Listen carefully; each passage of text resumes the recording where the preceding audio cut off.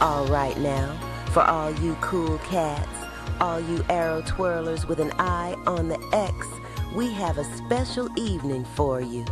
Guided by Wilderness Archery's own John Scar and Elliot Peters, it's Archery After Hours, where the bow rests and the night continues.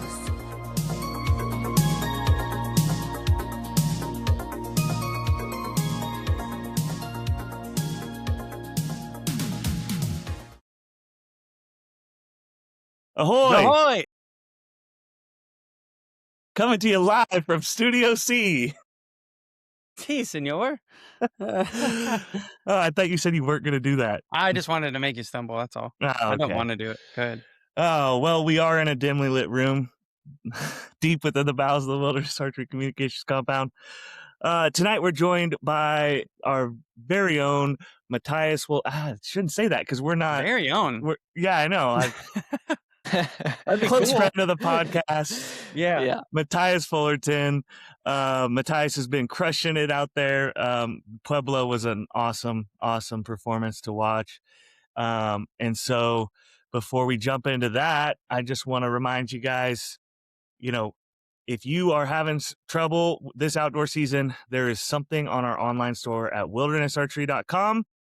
Go check it out. I personally, when I'm struggling, I like to do a little retail therapy.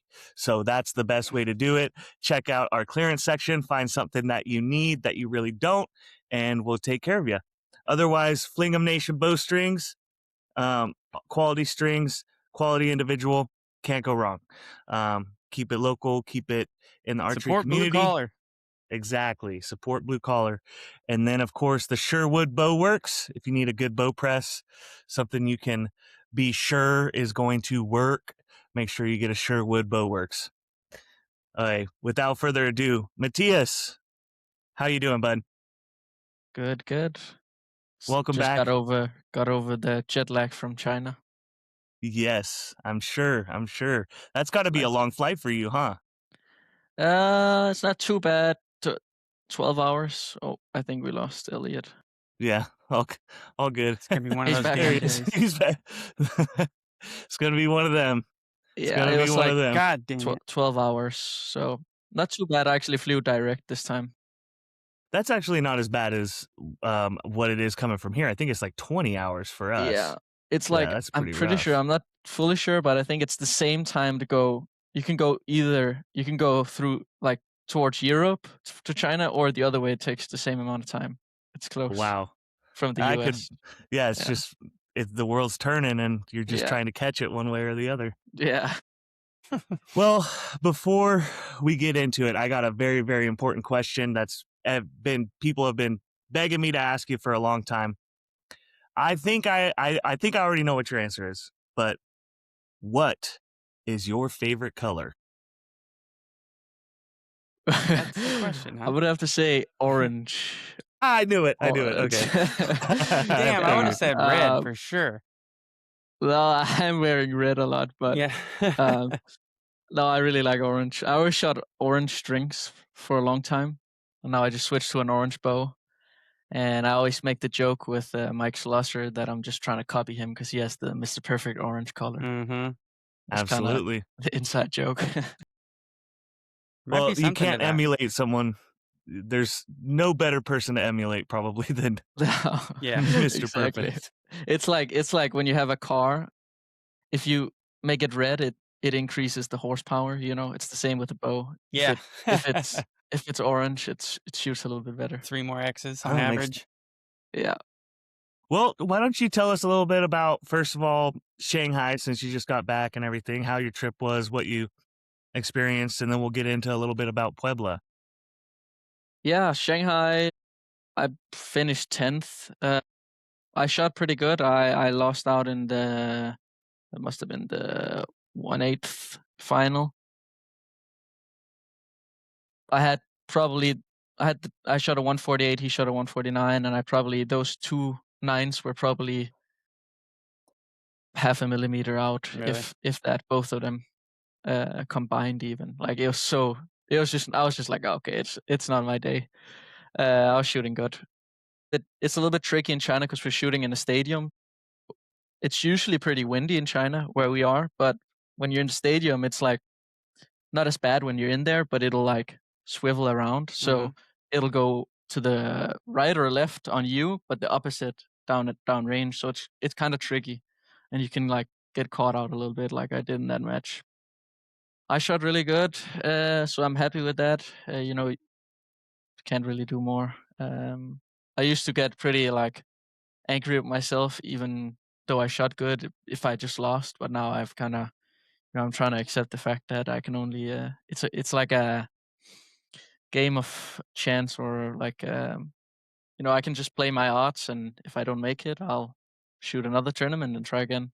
Yeah, Absolutely. But it was great to see. I actually got to coach Martin Damsbo. He made his first Final Four in 10 years again. That was awesome. He's like been my mentor growing up, so that was really cool. Yeah, that was cool to see.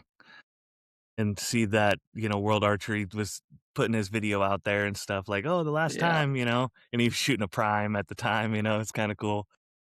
The fun thing with Damsbo I find is that you can look back as far as you want. He still looks the same. His technique's the same. His setup's like the bow's different, but the setup's the same. Everything's the same. That's the thing that impresses me the most with him. Martin, he doesn't age. Never. It's those good genetics. If you want to, there's a video on YouTube. I think it's like, if you just search like Martin Damsbo evolution, it's like from his first final to his newest one. And it's like the first few years he changes, but then it's just copy paste the same for the next 10 years. That's awesome. Yeah. Well, when you were saying that you shoot in a stadium for qualification and everything, is that different for the final? Because the final looks like it's really outdoors, and the final is just in the middle of the city. So I didn't get to shoot in there, but it was a little bit tricky, especially because the practice field, which nobody really saw on the live stream, it was like on top of like a hill. It was like way higher up than the actual field, so it was way more windy, and it was coming from the other way. So that's really tricky, and something I really looked closely when I was coaching Martin, because I was looking. He was going to shoot the second match of the Final Four, so I was looking at the other guys' arrows and see where they sighted in. So when they shot down at the actual range for the final, I would see like kind of how much they would drift on the first few arrows, and that could kind of help Martin maybe a little bit.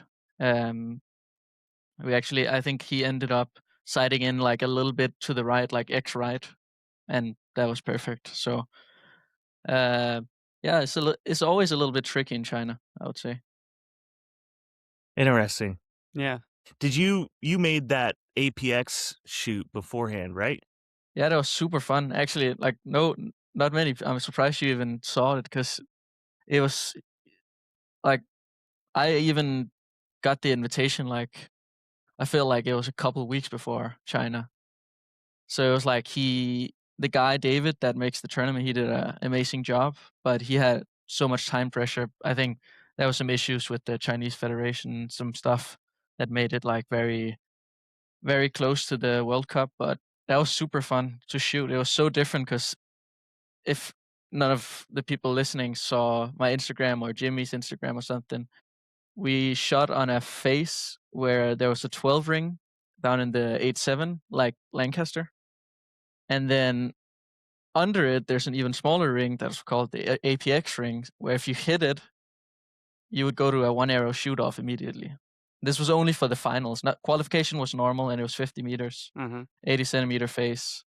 But for the finals, you could shoot 112 per end for the 5 ends, and one of the APX. You can shoot at the APX one time for the match. Wow. That was really fun. I was surprised how for me it was way more fun than shooting the 12 indoors. It's fun, but outdoors it felt even more fun for me. That's wild.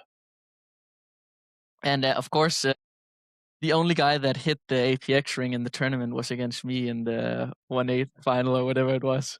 He like called it on his last arrow. I was ahead of like 3 or 4 points, and he called it.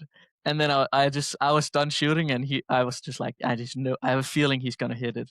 And everybody, like all the Chinese archers came behind him to like cheer him on to hit it, and he just smoked it. And it's like this small at 50 meters. And we had to do a 1-arrow shoot off. I luckily won, but that was That's cool. cool. It That's was a good way cool, to generate yeah, some hype yeah, around it. yeah, true. Yeah. Heck That was yeah. super And fun. give you a way out when you've gotten Yeah, when you're falling back a when little. you're down and out. Yeah. Yeah, Can't win on points way far back. Yeah. And well, you know what? I'll give this last one a go and see if I can yeah, force him to Yeah. shoot a 1-arrow. exactly. I'm not a big fan of the giving the archer that's losing another chance, but it was Yes. fun for every once in a while. It's fun, but I Yeah. don't.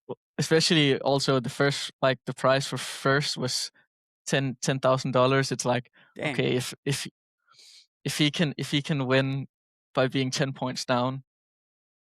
I mean, also well played, because he hit the smallest ring and won the shoot off. But still, it feels a little bit funny to me. But it was super fun. And like I said, the guy David had done like an amazing job. I think they're a super small team, and they want to make this like a big thing and have a bunch of tournaments every year. There were some big sponsors for the event. They had Gatorade, Swarovski. Saw that. Mother, like it was super cool. It looked high end. Like there's all the banners everywhere. It looked like a well run event. It was super at nice, least optically. And I think they only had a month or two to prepare it. So I think the next one they're gonna do one indoor. It sounded like before the indoor World Series in Taiwan. I think if they just have more time to prep, it'll be like even better, even way better. Heck yeah, that's awesome. I know in the last podcast we talked about what is the better definition of a champion, whether it's going pound for pound at the X ring, or whether or not it's inside out, or winning on a gimmick or whatever.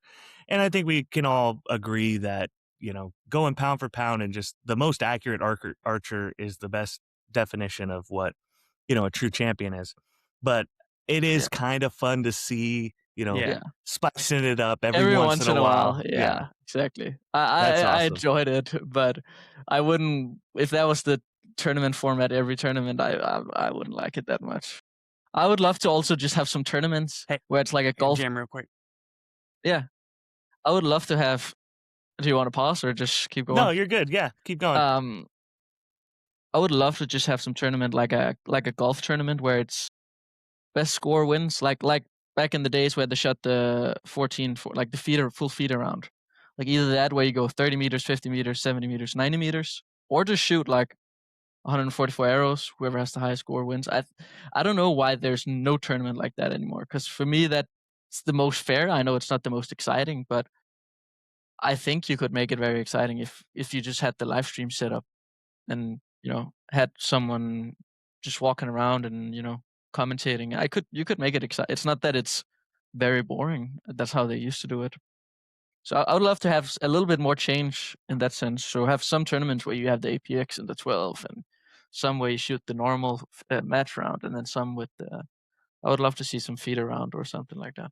Yeah, we have actually 2 tournaments out here every year that are state championships in California that are full feeder rounds. So 90, 70, cool. 50, 30. And I'm a firm believer that, make compound feed a 90 meters again. I think that would be fun. I think that would be fun, challenging. And then you'd also have the challenge of like, the new world record isn't going to be 720 or 715, Yeah. It'll take a little while. What's up, fellas? Ahoy. God, this is going to be one of those days, man. You're all good, man. Good. Madison Oaks, you guys, if you need to get married, Madison Oaks. They also do bow burials and yeah, if archery's not going to be in your career much longer in your future, we'll take care of it. No, this is a windshield replacement. I was following a rock truck the other day, not closely, but smoked my windshield. So that guy's changing my windshield in the driveway right now. But I am waiting on a bathroom delivery and something else. I can't remember, but whatever. That's my fault, guys. I did make it 1 hour later. Oh, that's dude. Today's just going to be busy. We got a wedding at the house this weekend. It is what it is. Yeah, it wasn't going to be much better Okay. regardless. But anyways, Elliot, we were just talking about FIDA and how, like, even just going back to the old format of like 90, 70, 50, 30 and whatnot. And I said, make FIDA 50 or 90 meters again, but Make it great again. Yeah, make it great again. Yeah. I think Gaddis is the one that says that. Yeah. Yeah. I just said that I think there should be like we have the APX, the tournaments with the 12 and the APX, there should be some tournaments that are like kind of like the golf format where you just shoot and the best archer wins. Mm-hmm. And then some with matches. I think switch it up. Yeah. What would you do if you had a tie score in that format? Would you just go down to X's, or would you make them shoot a match or something like that? I don't know what they used to do. You would go down to X's, I would say. But then, I don't know, shoot another 36 or something at 90 or something would be fun like that. Yeah, that would be good. Trying to send you Elliot's advertisement so you could see what we're talking about, so it doesn't sound weird. Look at it later. It's nothing. Yeah, look at it later, but it's pretty great. Anywho, what do you think about the overall performance or change? I don't know how to exactly put this, but it seems like the world archery scene is stepping much more rapidly upward. Obviously, as a competitor, that makes you work harder, strive, to do better, things like that. But what do you see in order to kind of make it more challenging and what do you think is the next step for world archery in that sense? Yeah, I don't know. It's a good question. I would love to, but it's hard because some people don't agree. Like, I would love to make it much harder, like 70 meters, same face. If it's windy, we're gonna miss. But I mean, it's gonna be super difficult. Which I like. Like, the more difficult, the better. It's gonna reward the best archers. I don't know. Yeah, I think they should. The first thing they can do is the XS. They did XS11, but do XS10, and then make all the rings one point smaller. So XS10, 10S9, and so on. I think that's the first step you should do. And then I've even talked with like a bunch of the other pro archers, Jimmy and Brady, and them, like moving both recurve and compound to 60 meters, and then recurve go to a 100 centimeters face. The only thing is, it would be a little bit tight with arrows for the recurve because they're going to shoot on one face. But I mean, it would still make it like harder for both, or easier for recurve, but harder for compound. So it's hard to say. I think they should just try a bunch of things and then figure it out. But the XS10 is the first best thing they could do. Yeah. Yeah. I think they did that where in Turkey last year? Yeah. Yeah. Yeah, it was last year, I think. Yeah. It was fun. I liked it. Damn it. Just I think the hardest thing is indoors. I think that needs to change a little bit, but how? Yeah. You can make it further in compound outdoors, but you can't indoors. The last time we talked, it was before all of these changes that we saw in the indoor season. So I'd love to ask you what your opinion is about some of those changes. Obviously, I think we discussed the King's target being a really good start and things like that. Yeah. But what do you think about these changes that we saw this year for the baby X's at Vegas and so on and so forth? I think that was a great change. I as some of you know, I didn't make the shoot down. I had a little oops. So I didn't get to try it. But I from a spectator standpoint, and I think as an archer shooting there, I think it's great. I think it's almost perfect. I actually like it more than the Kings of Archery now, because the Kings of Archery is also cool with the face, but I'm not a big fan of the face changing where they just have like the black dot in the middle. Big black dot, yeah. Because it changes like how you would aim on it. Yeah. At least for me. it feels different. Where if you just move the ring smaller, you don't really see that much of a difference until you go down to the target. Yeah. I think they did a great job. I'm not fully sure how many ends it was of each face, but it I felt think it pretty was right. I think Did it they was like make it to the the smallest second one? end. No, they didn't make it to No, the smallest one. Um, that's fine. but yeah, and I think it was well, I mean, I was talking to Taylor Spoolstra behind the scenes, and he's like, "Yeah, everyone was saying that. Oh, it's gonna. I wonder how many ends on the small dot it's gonna make and everything." And he's like, "It's not gonna make it past that. The Yeah, first small one." And I thought it was pretty cool. Cool is not the right word because I don't mean it in the sense of like, oh, it was cool to see him get knocked out, but I think it was very intriguing to see Bodie make what would be a normal X on another target where it's like, completely fully inside the hmm 10. At least that's what yeah, it looked like on my video side. And it still doesn't progress him on because that size is smaller. yeah. So I I think think it's, it's a good thing. It just punishes you if you make a little mistake, which you should, because you made a mistake. yeah, And absolutely. Bodhi shot amazing, of course. Yeah. You 90 can make this. X's. Yeah, it's really got to be your day in Vegas. Uh, it was a cool final. I really like what they actually did for the spectators, where you could bet on who would. Did you do that? Where you could pay $10 to bet on who would make the podium? I didn't do it, but I did see that they were doing I that. I did And it. I made 3 teams, so $30, and I ended up winning like $150. well, that's awesome. I That was I pretty didn't fun.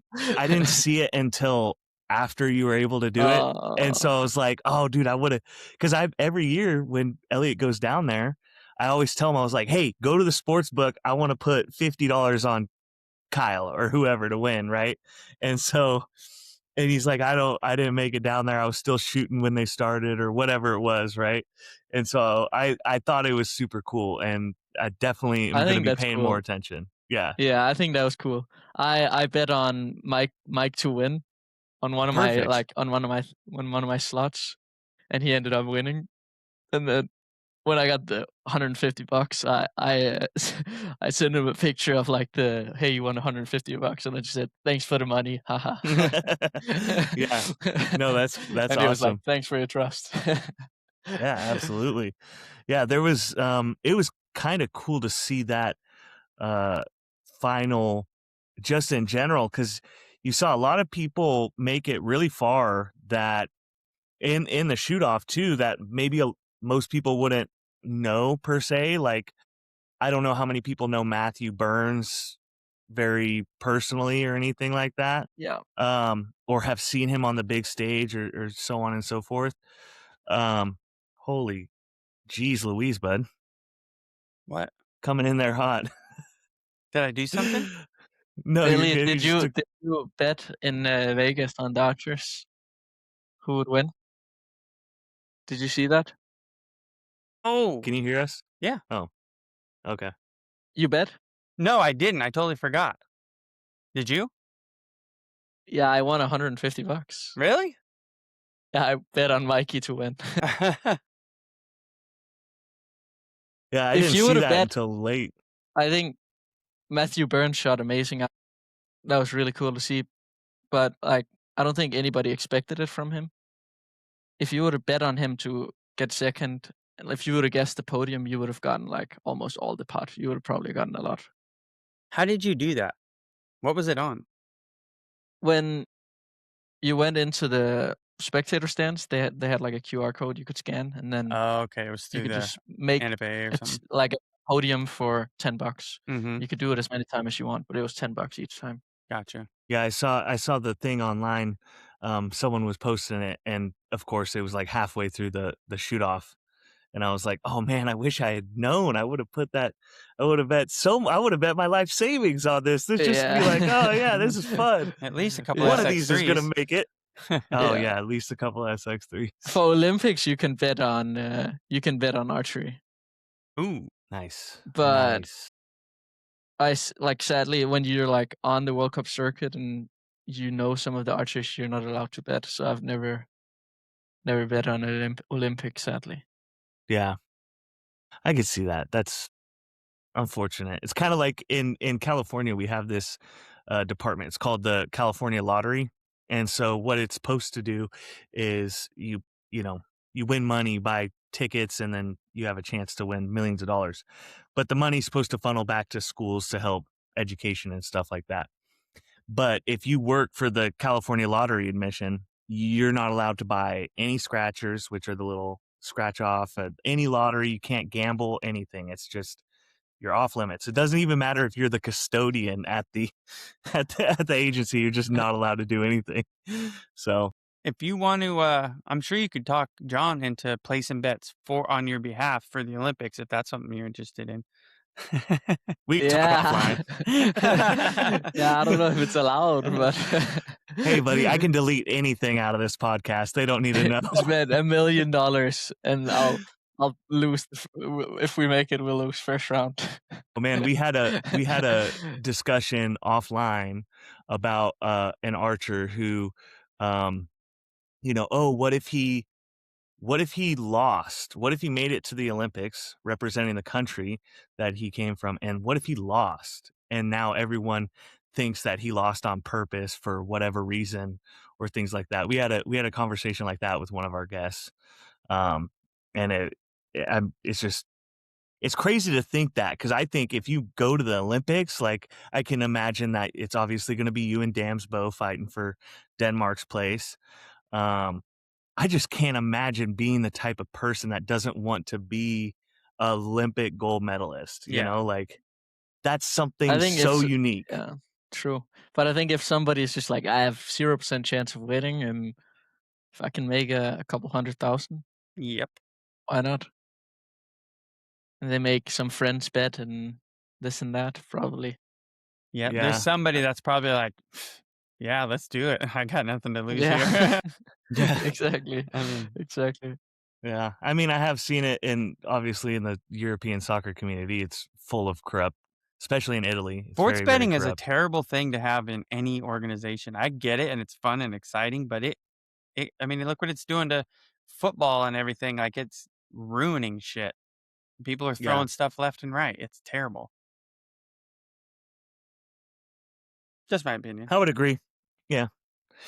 So we got into Shanghai. I definitely wanted to ask you about the APX. That looked like a lot of fun. But I want to hear, you did the double down in Puebla. Yeah. Tell us a little bit about that, your experience. What kind of emotions do you feel when something like that happens? Like I'm never gonna feel it, so I'm very curious. It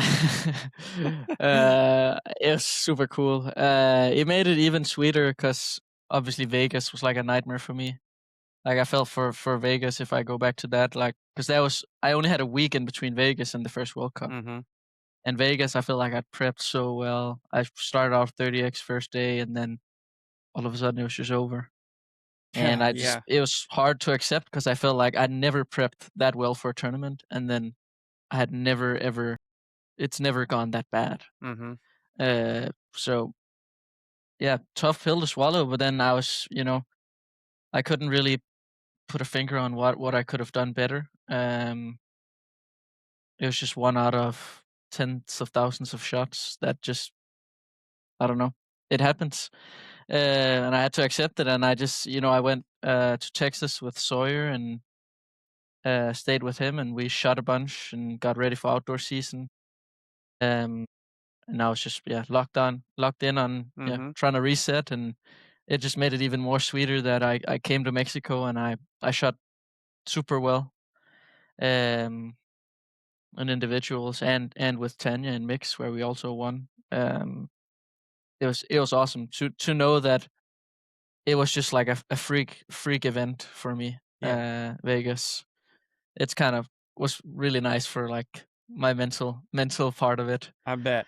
Yeah, it was tough to go outside first. Like the first 36 arrows of qualification, I think I was like ranked 30th after 36 arrows. It was a little bit windy, and I couldn't figure it out. And then I shot the best score on the field for the next 36, and I ended up 7th or something, which was pretty important because now they have it So top 8 gets the first 2 matches by, so you Oh. don't have to shoot 2 first ones.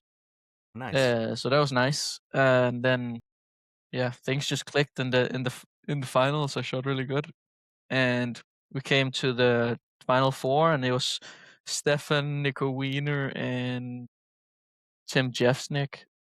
And it got pretty windy in there, so that was tricky, and it was so tough for like a first outdoor event, I would say. Mhm. I would have loved to have just, I mean, it went well, but it's way nicer to just be able to shoot in no wind when you're not used to it. Sure. Especially the mental state that you were probably digging yourself out of coming out of Vegas. Exactly. It had to been tough. Yeah. Yeah. It was just awesome. I felt good throughout the whole event, and it made it super sweet. And then I shot mixed team early in the day, so that was also nice, kind of getting on the stage before I had to shoot the individual. Me and Tanya shot like really, really good in all the finals. We started out behind a little bit in the gold medal match, but then I think the others were like almost clean, but then their lady dropped an 8, and Mhm. we shot a 40 on the last end to win it. So that was awesome, and super super important for us, because this was like the first event where we're like fully funded by Team Denmark. So it's like Yeah.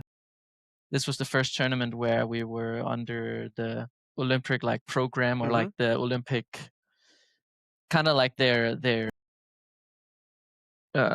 mission, like part of Yeah. what like we have this year where we get a certain budget, and then they see after this year how good we did, and they'll kind of, you know, change that for the next years towards Yeah. Olympics. We've So talked to super important to Domagoy a little just bit about that. It's starting cool. out like that.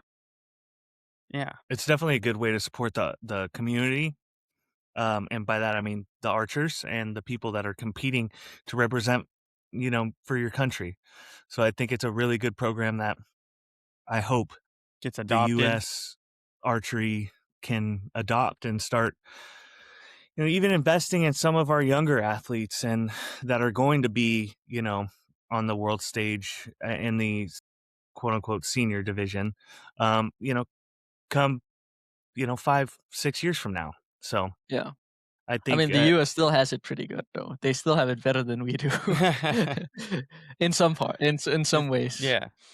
But for sure, yeah, I like, the thing I hope the most with, for all countries, is that the young archers don't have to necessarily, I think most youth tournaments are like a lot of self-funded, Mhm. mhm, and I would hope that the Olympics can kind of make sure that that gets mostly covered, at least for the young kids, to be able to go out and travel the world and shoot some big tournaments. I think that's like, that would make me the most happy to see, like, come out of the Olympics also.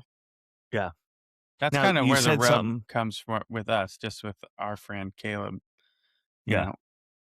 There's definitely, we know someone personally that represented the United States and at the Youth World Championships last year, and we just know how much it took in order to It was a even big go and compete. financial setback to Yeah. go do that. When Mhm. you'd think you'd be covered, being that you're representing your country, you are not at Mhm. all. It's not a free ride. Let's put it that way. Yeah. And then No. even being the number 1 seed, being the top of the males that are going, Yeah. it's, I don't say this to knock the USA Archery or anything like that. I'm not saying this because I have some bone to pick with them. We do a But sport do that's also better. I'll say it. send all your hate mail to him. And whatever. But you did say something. You said that the US still has it pretty good. For What's senior, at least, as far okay? as I know, it's pretty good. Like, not all the events like, I think there's just one World Cup that's not funded, but Okay. they almost get money to shoot, as far as I know. I don't know the details, and I don't know where I know this from. As far as I know, that they got it pretty nice. Okay. We have Well, it that's pretty good to nice now hear. too, but we'll never, like, for now, we'll never, like, get a salary. as of right now. Maybe one day, hopefully, but not from. We have a lot of it funded now, which is really nice because this is the first time like I've ever had events funded. I've always paid 100% myself. Like shooting a World Cup season is probably at least like $15,000. So And that's just 4 events? Yeah. Damn, bro. Jeez Louise. Jeez Louise. No, I've that's I've cool. been blessed to be able to make a profit from it, but I think for a lot of people, that's tough. Yeah, if he hadn't, man. Yeah. It's Yeah. so that's why you need some kind of Yeah, like you need some kind of federation to fund some of it, at least. for sure. Yeah. No, that makes sense. Yeah. Makes perfect sense. Well, I'm really excited. I hope we can bet on the Olympics in 2 years when for compound and not just Olympic recurve or whatever. Yeah. Because I think I already have my podium picked up.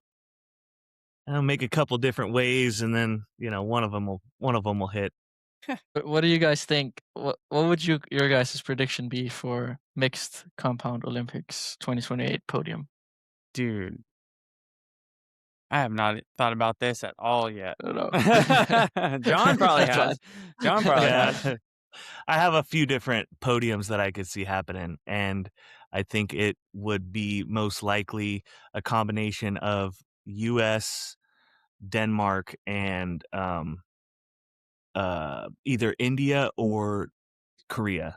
That's Mhm. kind of my top 4 that I'm looking at. That's a good one. Yeah. I don't really know exactly where I would put each one, but I think the combination of you and Tanya, and then the combination of whichever man gets to shoot with Paige, and then it just seems like the Indian and Korean teams they're pouring funding into getting really strong coaching, and you see a lot of their archers just making waves in the world archery scene. So Yeah. I would think that would be probably one of those 2 teams would be a good either 3rd place or 2nd place. I think the big battle would probably be, in my opinion, would be between Denmark and USA.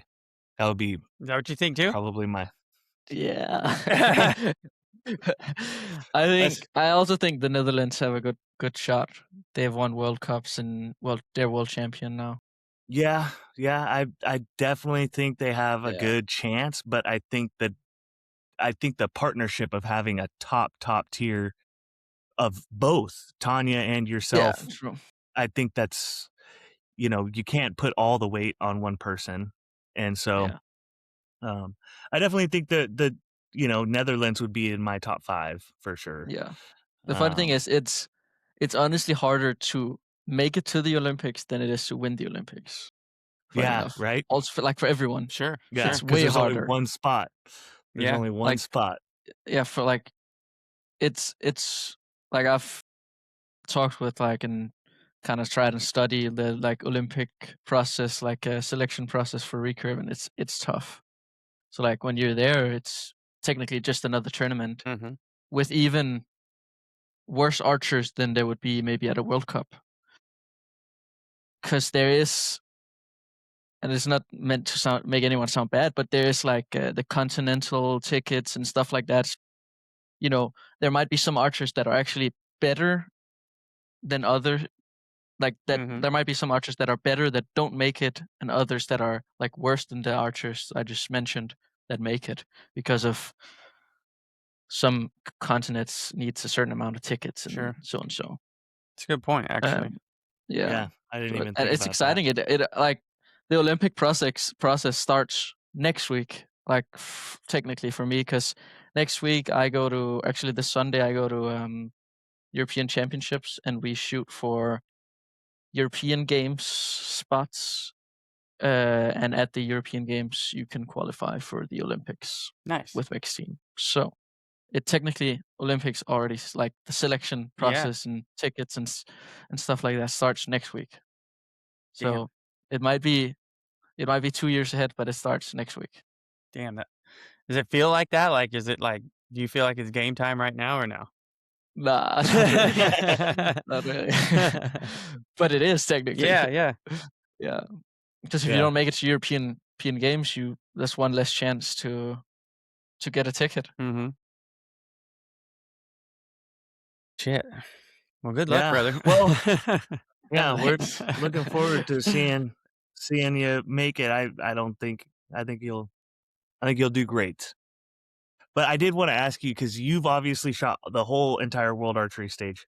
Is there one venue? Because it seems like every time I watch the finals and stuff, it seems like each final it's got its own unique flavor. Like Puebla, it's kind of looks like it's in a courtyard. It's kind of a little bit more summery, and then in China, it's right in the middle of the city. It's big. What would be your favorite Location. venue? Yeah. I mean, I really like the Shanghai World Cup, but I like overall, but like that's one of the ones I'm most excited to go to. But it's not the finals venue lacks a little bit of charm, I would say. Mexico is like I might sound biased because I won there, but Mexico is the best place to shoot on the final stage because there's always full crowd and they're just excited, they're happy, they're screaming, they're cheering. Mm-hmm. It's the best. Hell yeah. I've also been blessed to do like I usually shoot well in Mexico for some reason. So I Well, that that might energy also right be there why, probably helps a lot. but I think the energy is just so awesome. Heck yeah. Madrid was super awesome also. I gotta say, like the World Cup finals and this World Cup in Puebla, like all the tournaments, the World Cup tournaments in Mexico have been the best for sure. How about the Awesome. food? How's the food? Mm, If you had to go yeah, strictly on food, where are you going? that's a good question. It's not China, that's for sure. It's not China. In China, it's like chicken feet, like half the shit's still alive. It's crazy. They say it tastes really good, but I haven't tried it. Yeah, that's a good question. Mexico's probably not bad. Mexico is pretty good. I really like Mexican food, but sometimes the food at the venue is not the best. But it's probably Mexico. Like in general, if you go out, it's got to be Mexico. What is your favorite food? If you had one thing, it's your last meal before you know. Yeah, it's probably tacos. Probably some Tacos? sort of taco. Yeah, I really like a good taco, like a really good shrimp taco. There we To go. be Now we're talking. Yes. specific. Yeah. Like a really good one. Shrimp tacos are risky though, because they're either really bad or really good, in my Oh opinion. man. They're oftentimes people overcook them, so they're a little Yeah. bit. Yeah. But I don't know. Yeah, fish tacos are pretty. I like fish tacos and shrimp tacos Yeah. too. That's Yeah. probably. Dude, there's a dude Yeah, fish. 10 minutes up the road from me that's got a taco truck, and his shrimp and fish tacos are so freaking good. He's got this like his sauce that he puts on both of those. It only puts it on those two. Is smoky. It's got heat, sweet. Oh, it's the best, dude. And I haven't thought about them Nice. for weeks until just now. So thanks for that. It's sad there's not a lot of really good Mexican food in Denmark. I was wondering, what Yeah. is there mostly? Cheese. Cheese? I mean, there's Danish food. We got a lot of like kebabs. Okay. That's probably the most exotic thing you can find here. Okay. That I Kebabs. lived on kebabs for the 2 They're years that I good. lived. They're good. Yeah. And where? Germany? Yeah, and Austria when I lived over Yeah, there. they have a lot of there too. Yeah, I literally Kebab. I basically did my budget to where I could have 2 kebabs a day and still afford to go out every night with everyone. And so that's what I lived. That's pretty much what I lived on for like 2 years. No, yeah. I like them. They're hard to find out here. I was gonna say Not I've so never much- bought one Oh man, here. that's where I've made that's them a where I go bunch. to lunch. I go to lunch when I go to Mhm. lunch with my coworker. That's where we usually go. Really? Yeah, or a Mexican spot that has really good fish tacos. Fish tacos. Fish Tacos. Yeah. There's a that place that I take you to at the Hawk and Shoot, La Fagata over here. They make an amazing steak and shrimp burrito. And that sounds so good. Carne asada, and it's huge. I swear they use two, a small child, two tortillas. Yeah. Have you ever, other than like, have you ever really been to California? Yeah. I've been to San Diego. Oh, okay. That's where I was headed. SoCal. Yeah. SoCal, and then I've visited Los Angeles 1 or 2 times. Yeah. So then I'm sure you went pretty crazy for the Mexican food down in San Diego. Yeah. Yeah. Yeah. Me and my dad. That's where my brother lives, and he took me to a few places down there back in September when I visited him, and it was I was like, we're only a few hours north of you, bud. Like, it can't be that much better. And it's like, okay, I get it. Yeah. Is that kind of where the California burrito originated? Or is that just something I came up with? No, I think it is like a San Diego thing. I think it's a very specific, but the California burrito, all it is it's got French fries. Yeah. How far are you guys going to be from like the Olympic venue? Do you know? 7. Is it 6? 6, 7. Yeah, it just depends. 6, 7. Yeah. It honestly just depends on the traffic, but it could be 12 hours. Yeah. But on a good day, 6 to 7 hours north of there. That's nice. Yeah. And nice. I know a guy that just bought the archery, the tickets for the archery event. Brunetta? So they're already. No. Yeah, I don't even know how you do that. I don't either, because I was trying to figure it out, because I'm like, you got to sign up somewhere. Yeah. Or did he win them? He might have won them. Who was it? His name's Nick. He's a local guy up here. I'll ask him. He got some sort of tickets for the somehow he got them for the Olympics in 2028. So it's pretty cool. I would want to go, and I'd want to go to the archery event too. That would be like my preference. Obviously, it's in I don't a care about stadium, basketball. I'm pretty sure. I don't know what it was called.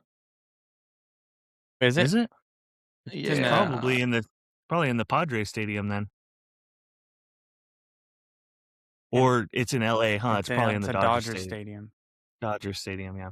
Or more likely than that, unless they're Carson Stadium. Carson Stadium. That's a soccer stadium, I'm pretty sure. Carson Stadium. Oh, yeah, it might be. I think it's MLS. It's for the MLS LA Galaxy team. Yep, that's what I thought. See, I know things. That actually that makes sense. Yeah, no, I'm just wondering. I feel like a football field is very big, and like it's going to be so far from, like the spectators are going to be so far from the actual archers. No, that one is that one there. It's a soccer stadium. It's not like a track and field stadium where they have the. Yeah, I don't know. They must have some kind of setup for it. You ever seen like Man United's pitch, where they're like right next to the pitch? It's pretty much like that down there. But it's a lot of the stadiums obviously have a track and field around it, and so that does make it a little bit more difficult. But yeah, I'm pretty sure the Carson Stadium is like you're right on top of everyone. But either way, I think the best venue down there for it would be the LA Rams, the football team. Their building just got built 2 years ago? Yeah. Go ask your kid, he would know. Yeah, he's at school. And it's a super crazy nice venue. It has 100-foot TV up on above everything. So it doesn't. SoFi Stadium. Yeah.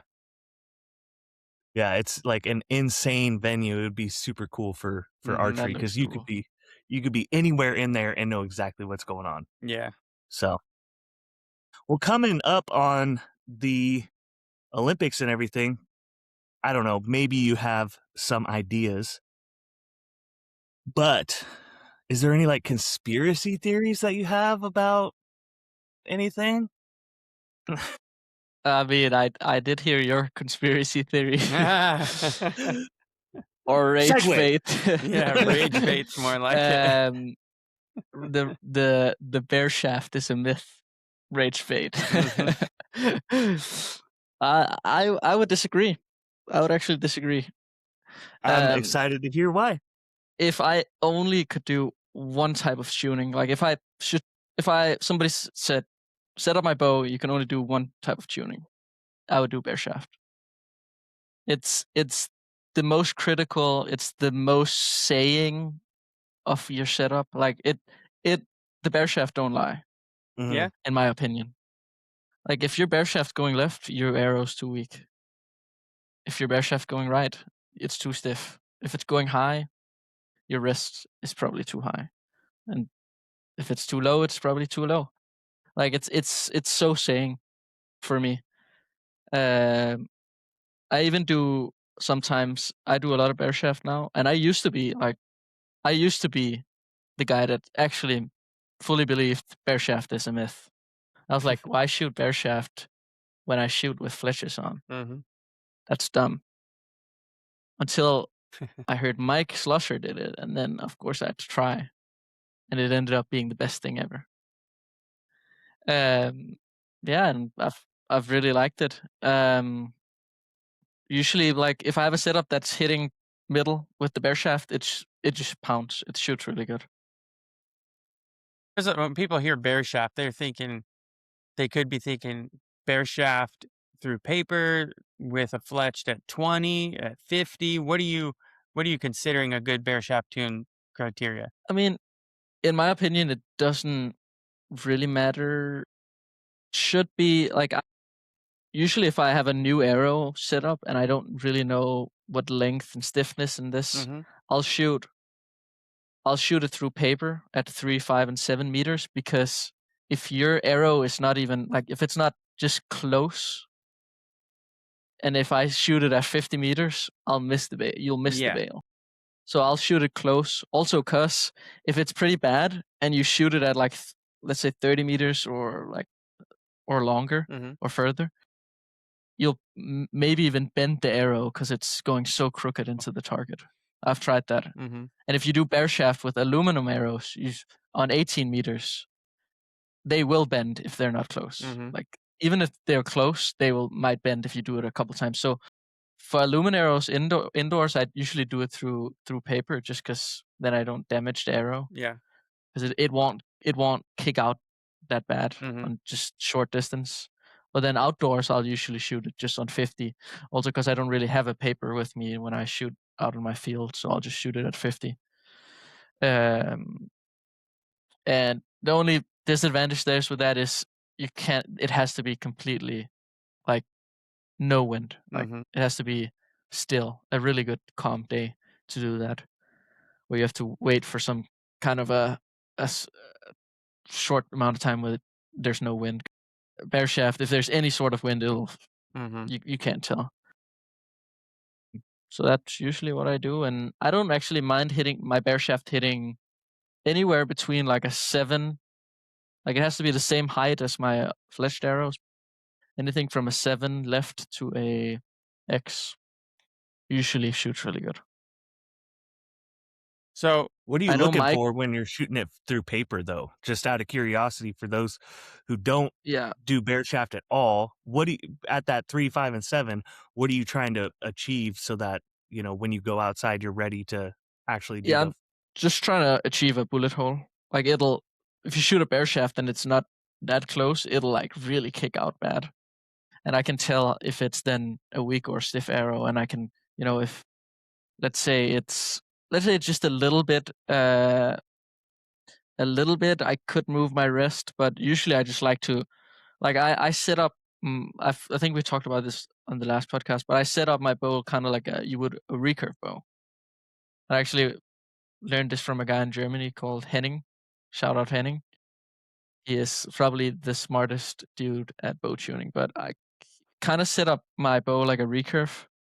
So I set up everything straight, center shot, no cam lean, so on and so forth. I make the bow like perfect, and then I set up my arrow for that bow. So if it's a little weak, I would rather just cut the arrow down instead of moving the rest. Because to me, it makes more sense. Because why would I? Like I could then, let's say it's really weak, I could move my cams and make it shoot good, but then the bow is not perfect. Yeah. So I'm kind of making something good and making something worse. Where I could just make everything good. So that's kind of my philosophy with that. So So have you ever had to, like, you said you could, nip your arrow down a little bit or leave it long. I would assume you could do that too. Do you ever change poundage to weaken or soften it? yeah, that would be another thing I would do. The only thing is I would only, if I feel it's shooting good, I could only maybe do a full churn either way. Because if I do more than that, it's gonna change a lot on draw length, and I would have to twist. If I do half a twist, it won't matter that much. If I do a full turn, I might have to just tweak my draw length on the cables a little bit. Maybe 1.5 turn. But that will change quite a lot if you're close. That's the nice thing with a bear shaft. It's super reactive. If you have like you can have a bullet hole with a fletched, and your bear shaft's horrible. Yeah. And I'm not. Yep. I mean, it'll probably still shoot good the fletch, but if you want it absolutely perfect, like I would try the bear shaft. And the fletch arrow just won't show the same. It won't be as critical as the bear shaft. Like Yeah. it won't, like, if you turn up the poundage a little bit or turn it down, your fletch probably won't do much. No. But with a bear shaft, it will. Yeah. With your are you shooting Pro Tours right now? I'm shooting normal X10s now. That's actually a new thing I'm doing. Okay, barrel shaft? Yeah, normal. I shoot a 350 X10 and then with 120 in the front, and then I actually cut 3.25 inches off both ends. So I almost make it, 3.25 inch. So I actually almost, because the barrel shaft, it's a little bit shifted towards the end. So I'm cutting a little bit towards the barrel, like more from the back. So I'm almost making it into a Pro Tour a little bit, not fully, Gotcha. but I'm shifting the weight a little bit and making it super stiff. That's the cool thing with the X10s, because if you cut from the back, it makes it really, really stiff. Yeah, because they're the barrel Barreled, shaft. yeah. What I'm just trying to keep up with you here and doing my own writing notes, All good. What did you say spine wise? 350s. Okay, you're shooting 350s. Yeah. And then what you told us last time, what is your draw length at? 30 inch, 58 pounds. 58 pounds? Yeah, 30 inches. They're actually running a little bit weak, the arrows, but they're shooting really good. It's usually because I torque the bow quite a lot, as many people know, and that makes it usually so technically, to have an arrow flying fully straight, I need almost a spine stiffer than, in theory, I should have. So it's probably close to the right spine. If I didn't torque my bow right now, that's probably why it's shooting really good, but it's technically just a little bit weak. It's still flying good, but it's a little bit weak for me. Interesting. Did you play with those 3.2s much? Yep. I shot them indoors for the. You shot that 30X game with them. With the 30X. They shoot great, and they shot good outdoors. I did a test before Vegas because we were going straight to Puebla after that. So I did a test where I shot a couple different arrows, and the normal X10 just came out a little bit, tiny bit better for me. The 3.2s were almost close to the same. It might just be a tuning, or I didn't have that much time. I think they're really good arrows, and they're, I think, half the price of an X10. So like the value you're getting is really, really good. Yeah, they're just heavy. They're very heavy. They're a little bit heavy, yeah. Yeah, I was having issues getting out to 100 yards with them, and I realistically I should be able to drop down a spine to the 380s. Yeah. But man, where is he? There he is. The nice thing is they're super easy to tune. The X10s are a little bit tricky because you can cut from the back and the front, and it changes the dynamic of the arrow. With a parallel shaft, it's just pretty much cut and play. Yeah. So yeah, I wouldn't try and make them. I wouldn't keep shooting them if they didn't shoot so well. yeah, Like they're so heavy, I can't reach 100. I had to actually bring I only have 8 of them, but I brought 8 of this Super Drive Micros for Reading because nice. I can't. I had I had fletched basically. I cut the top of one of the fletches off on 2 of my arrows so that I could clear 100, and it worked at BTB. I shot that arrow and I got the 101 yarder with that arrow, but I started losing all my veins the next weekend at a different tournament. And so I was like, you know what? I'm just gonna pull all the super drives out for Reading. I'll get a 101 yard mark and call it good, and then I'll shoot the 3.2s for everything else. And I mean, it worked. I got the 101 yarder with the super drives, and then they just shot really well. Every other arrow that I only had 2 shots, 2 dip bangs, and that's it. All of my other shots are just like, oh, just a hair left, just a hair right, things like that. So I was just really impressed. I wouldn't try and make them shoot if I didn't feel like they shot better than my 4mm, because I have the 4mm too, and I just feel like they shoot better. So they group better. I just feel like That's all that matters. yeah, half of it's up here for us laymen's down here, but Yeah, see, you know, he didn't even force his to go. He said, "Hey, these ones work better, and that's what I'm taking." Yeah. Yeah. It's the same for me. Whatever is up here feels right. yeah, you just gotta shoot what you have confidence in. Exactly. And Rudy said that today on Rudy Sandoval. He literally commented on your thing. He's like, tune and shoot whatever makes you feel confident, or words to that effect. And I think it's, if you're confident, you're always going to shoot better. So if you know that your stuff lands behind your pin, then you're going to definitely feel better about doing it. Didn't you have some non-archery related shit you wanted to touch on?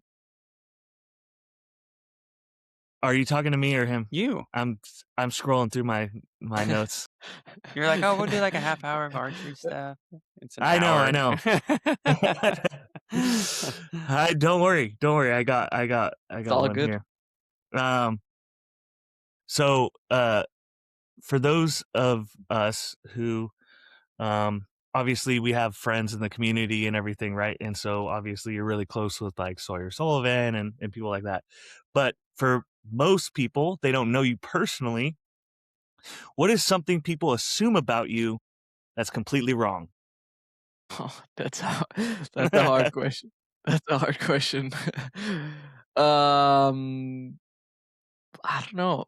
I think a lot of people assume that I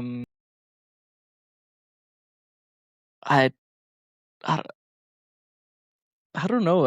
It's hard to say. I don't know what people assume of me, but I think I'm a bigger gamer than people think. I knew that. I knew that by your chair and your headphones. Yeah. Maybe people think, I don't know. Maybe people think I just shoot and sports and blah blah blah. But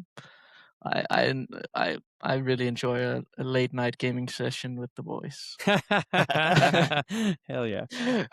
Oh man, not that what are you playing? Not that I would that's know. what I was gonna ask. Yesterday we started playing new game Subnautica 2. Subnautica? It's like a game where you're in the ocean and there's a bunch of. It's I don't know. I usually play a lot of shooter games, so like Counter-Strike and Escape from Tarkov. Dude. Counter-Strike was so sick, dude. In high school, man. Before I really wanted to become like pro in archery, I wanted to become a professional Counter-Strike player. No, is that a thing? Yeah, it is. No, huge. Still? In Denmark, it's super huge. Like in Denmark, it's I would say in some countries it's almost a taboo to game. It actually used to be, I think, but in Denmark it's always been like a very big thing. I think it's because the weather sucks, so You, we just sit inside the game. you But remember? I really wanted to. Like I used to play so much, and like that's what I wanted to do. But then it just switched to archery at some point. You remember how big Counter-Strike was when we were kids? Dude, it was Did huge. you play the thing, right? 1.6? Oh man, I haven't played in 20 years. I know. I'm not joking when I say high school. It was like 2006 was when I probably played the most. That's cool. I would say like 2004 to 2008. And we thought it was big back then, but Elliot, it's like there's $1 million tournaments that happen. Are the maps still the same? I kind of Yeah, still some camp of in the them. same There's, vents and shit. you know, Dust 2. Dust 2. Huh? Yeah, Dude. that one's still there. So are you playing on the PC? Or can you play on Yeah. anything else? PC. Is it? I've actually recently gone into sim racing. I want to get into that. I want to try and make that a hobby. So right now I just have like a budget, like a wheel and pedals, but I want to get like a full like sim rig. Dude, let's get a GoFundMe going. Let's get this kid on sim racing. Get him out of the world archery scene. I actually thought about like if I get some sort of like good and I can do some tournaments, I would live stream it and people could join. Like I would post it on social media. Yeah. Absolutely. I'd watch that. That'd be fun. Dude, my buddy up the road has a full. He started with like what he was talking about, and then his rig's like over here, and his new one is like full wraparound screen. That's so cool. The seat rattles and shit when you shift. It was like 20 G's or Have something. You tried it? Like, yeah, dude. Yeah. We did like sprint cars, like dirt track stuff. It is so fucking difficult. It's so fun. But it's super cool and like super like it just seems accurate, you know what I mean? Like it like a is. legit sim. It's cool. I'm like I have really, really budget right now, but I'm like trying to look into entry level, and entry level is like $2,000. I'm kind of figuring out do I really want to do it, but I need another hobby than archery. Like right now, I need something else. Yeah. But I was gonna say earlier, if you're not playing Counter-Strike on the computer, then are you actually playing Counter-Strike? You know what I mean? I wasn't even sure if that was a thing or not, because dude, I don't game really, but we got a PS5 lately, and I was like, dude, it would be cool to jump back on for a minute just for old time's sakes. But last time you were on, we had a conversation after we got off that I felt like was super awesome. And so I asked you last time, but it was offline, so I'm gonna ask you now. If you could be at the level you are in archery, but in any other sport or any other thing, now I think you might change your answer now. But what would it be? There's two sports. It's got to be either golf or Formula 1. Okay. Or more motorsport for that sake, but Formula 1 would be like the ultimate thing. I don't know which one I would choose. Dude, I would probably choose Formula 1. Yeah. But golf would be really sweet too. Yeah. Yeah. I think you couldn't go wrong with any of those, but Formula 1 just seems epic, but it's also pretty dangerous. But yes, very much so. As I've prepared for this segment, I have noticed that there's a lot going on in Formula 1 that I was completely unaware of. And I try and pay attention to like everything. It takes a lot of energy to do so. But like, I follow soccer, I follow golf, I don't follow basketball because I hate basketball.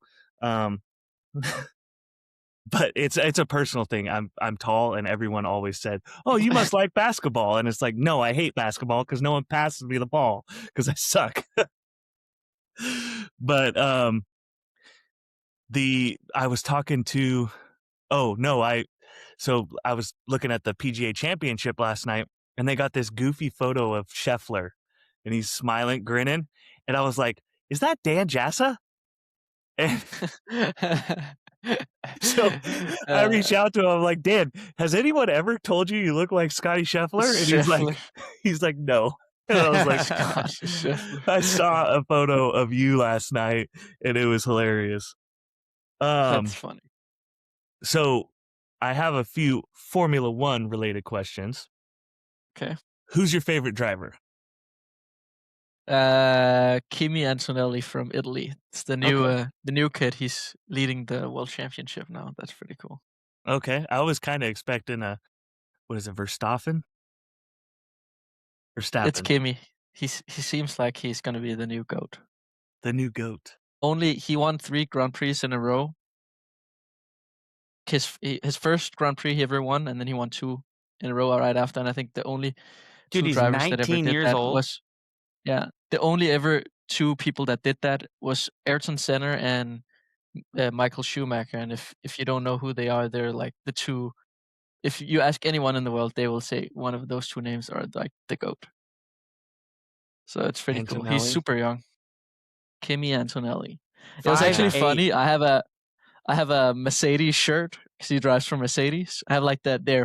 F1 shirt, and I posted a video where I was shooting I was just shooting my bow, and I had the Mercedes shirt on, and all the comments, because I have like kind of curly hair, and he has like the same kind of hair. Yeah. And all the comments were like, for a second, I thought this was Kimi Antonelli. It went like kind of Oh, viral yeah. because people thought it was Kimi Antonelli. They're like, Kimi shoots archery. That's archery. That's funny. That's kind Are of you looking funny. at this guy, Yeah. John? Mm-hmm. Who does he look like from football? From football? Are you going to say who I think you're going to say? Are you I gonna say would, but I Patrick can't. Mahomes? Yeah, Patrick Mahomes, like Okay. a tiny Patrick Mahomes. Yeah. 19 years No, old. he's- He's only had his driver's license for a couple years, and now he's F1, huh? I think he started F1 without a driver's license. That doesn't For even sure. seem legal. As far as I know. That's cool as But I shit, think though. It's Verstappen illegal. was the same. Really? Yeah. Damn. What is something He's a Red Bull guy, fans- right? Verstappen. Verstappen, yeah. Yeah. What is something that fans think they understand about F1 that they actually don't?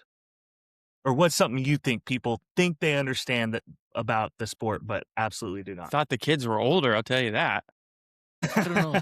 I don't know if I know that much about F1. But I've heard a bunch of people say that motorsport is not a sport. I've never really understood that. That's insane. That's dumb. I The don't same like with that. golf. I've heard people say golf is not a sport. But I'm like, what's a sport then? Yeah. Yeah. It's just competing against others. Yeah. Basically. I don't know. Yeah, I don't know. I think No, people those- equate yeah. athleticism to sports a lot. Like you have to be. Yeah, but that's That's not not true. necessarily the thing. No. Look at John Daly. But I would Were I you think about to say John Scar, you jerk? No, Daly. I don't think people realize I don't think people realize how tough motorsports is physically. It is. I've Like those, personally never tried it, but I've like the G's they go under. I had a guy in my high school that was he was a motorsport driver and he drove for Lamborghini. Really? And his neck, when he tenses up his neck because of the G's, like they train their neck, he would like tense it up, and it would be like 3 times wider than his neck would be like just sitting. No kidding. Just The trying to NASCAR hold that guys- thing stable. Because like when they're turning, they're tensing up so Mhm. much. the NASCAR guys, I know they lose like 20 pounds in one race, 20 to 30 pounds because What? it's like 130 degrees in the car. It's the same. So- It's the same for the F1. Yeah. Yeah. That's They just crazy. lose tons of water weight and they're just sweating constantly. Mhm. And that's why they have those special engineered suits that keep you cool and stuff that have, is it a gel or is it water that they flow through it? They cycle through it.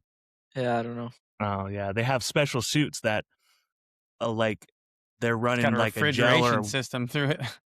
yeah, just to keep your body cool because it's so hot in those cars. They get, Mm-hmm. 140 degrees inside. And the F1's even worse from what I understand because there's nowhere for the heat to go. No, Isn't the the heat good thing behind is you, though? they're the good thing is they're not they actually get the air in the face. Like they don't have a helmet. They have a helmet on, but the air's Yeah. actually coming in. Yeah, not to the in a car. closed cab. The worst is I think IndyCar has they have like a shield. I think they have like a ventilation going to them because Yeah. there's no air coming in. Maybe it's IndyCar that I'm thinking then. I was thinking Yeah. that because they're sucked in there like Yeah. this I forgot. When I was doing my research for this, I read something about the fact that this format has the worst temperature, issues. I actually went to the F1 arcade at the Vegas shoot. There's a F1 arcade. If you're there next year, you should go. It was really fun, and you can you rent out booths next to each other, and you race against each other. It's super fun. Dude, they had one of those in the lobby of the hotel that we stay at. My wife's family has a timeshare right there. Right as you walk out into the mall area, there was one of those F1 deals, and I always just walk right by it. But then, and it's right across the street from the F1, whatever that place is, that big part of the track or whatever. I didn't even think to go over there. Have you ever swallowed one of your mustache hairs, Elliot? Swallowed it? Yeah. My throat is tickling so bad right now. I can't get rid of it. No. I swallow mine I don't know all the how. time. Do you? I've been struggling. That's why I have done. That's why I don't. He just eats them all right off his face. Yeah. I keep muting myself because I'm Gagging? coughing and making noises. Take a drink of water. Throat, I've already killed one serial killer. Sorry, serial criminal. That's the flavor I want. God dang, I keep forgetting what it's called. Serial criminal. Liquid Death. Yeah. I love Liquid Death, but I've never seen that one. Tastes like Fruit Loops or Fruity Pebbles. Yeah, Fruity Pebbles. What? I like the mango chainsaw. Oh, well, that one's a classic right there. Yeah. And then they just came out with the new one. Well, it's not new, but they had to stop making it. It's called Mountain Death, the Mountain Dew. They just tastes like Mountain Dew. Yeah, they just re-released it because they got sued by Mountain Dew for saying the original name was Mountain Don't. Mountain Don't. So Mountain Dew goes, hey, you can't do that. That's defamatory. And so they had to rebrand it, and so now it's Mountain Death. Did you know Mountain Dew is designed first to be a whiskey mixer? No. You but wouldn't I do think believe that's a crazy fact. Yeah, you would not think. When I heard it, I was like, bullshit, I'm not mixing whiskey and Mountain Dew, maybe vodka or tequila. But no, if you look it up, it was designed to be a whiskey mixer back in the days of making whiskey illegally. But yeah. That's crazy. A little fun fact for you. Do you drink at all, Mathias? I used to, but no, actually this year I decided just no more. Cut it out. After New Year's, I can't take it anymore. Did you have a rough New Year's, or is that your resolution? Yeah. Yeah. It's rough. Rough New Year's. Hell yeah. So I've sober since January. So I don't enjoy alcohol that much. So and hangovers suck. Yeah. Yeah, I was doing the carnivore diet for a little while. But I said I called it carnivore adjacent because I'm not giving up on my beer, so then you can't have it with it, but counts. What if you had a walkout song, what would it be? Ooh. Like for Vegas. He's probably had a walkout song. Have you ever been to a shoot where you for got Kings one? of Archery, which I find really cool. For Kings of Archery, you choose your own walkout song. That's badass. They should all do that. I actually don't know what my song would be. What kind of music do you listen to? I usually rap. Yeah? It'd probably be like Big X or something? Headlines by Drake. Oh, shit. Maybe. Okay. What was like it? That. Headlines. Headlines by Drake. Headlines. Headlights. I like that one. Headlines by Ray. Headlines. Yeah, I don't know. In Kings of Archery, I had a Danish song, but I can't translate the lyrics for you on this podcast. You can say whatever you want, dude. You can say whatever you want. But I prefer to just not. All right, fine. Yeah, that's fair. That's fair. But nobody understood because it was Danish. So yeah, you slipped that one under the radar, huh? Yeah, exactly. But all the Danish people, they were like, "Oh, Jesus." I didn't know it was like that. Yeah. Nah, it wasn't anything crazy. It was just some funny. What did Did you ever get into like EDM or anything like that? No? Okay. You No. probably don't know the song then. There's this old when I was living in Germany, there was this song called Nine Man. 9 Man? Yeah. And it was basically a story of a guy who goes to the club to dance, and there's like 3 different verses, and they're all trying to get him to leave the club. So the first one's a girl like, "Hey, let's get out of here. Let's go back to my house." And then the chorus is always, "No, man, I will not go. I came here to dance." And that's literally what it is. It's like, "Nine Mann, ich will noch nicht gehen." And that was like You speak that was German? I mean, I used to, but I don't Oh, have anyone to nice. speak with anymore. So, yeah, so I'm probably very terrible at it. But I have my favorite phrases. So my favorite thing to do when we lived when we lived in Salzburg, we'd walk around and we'd say "Servus" to everyone. And for the first like month, we'd just walk around and like, "Hey, Servus," like hello. It's like super informal. It'd be like going up to someone and being like, "Yo, what up, homie?" To just someone random. Like it's very informal. And we'd get just the dirtiest looks for like the first month we were there. Because you No didn't one know ever you didn't responded. know that. We thought we were just saying, "Hey, what's up?" Because Mhm. that's what the translator said it meant. But it's like in German, you don't say certain things to certain people. Like it's very a formal language. And so finally this guy goes, "You know that you're like offending everyone you say that to, right?" And we're like, "What?" We're being so polite. What are you talking about? And he's like, "No, you're not allowed to say that to just whoever you want. That's like only between friends." Wow. And so, yeah, that Way to was, go. yeah. Big friend And then, maker since day and then one. Christmas came around and we learned Feliz Navidad and sung Feliz Navidad on all the bridges and panhandled per se. Cool. You have an interesting past I've done some wild stuff. for Done some money. wild stuff. I live like 3 hours from Germany, so I've been close. Been close. Been Yeah. close.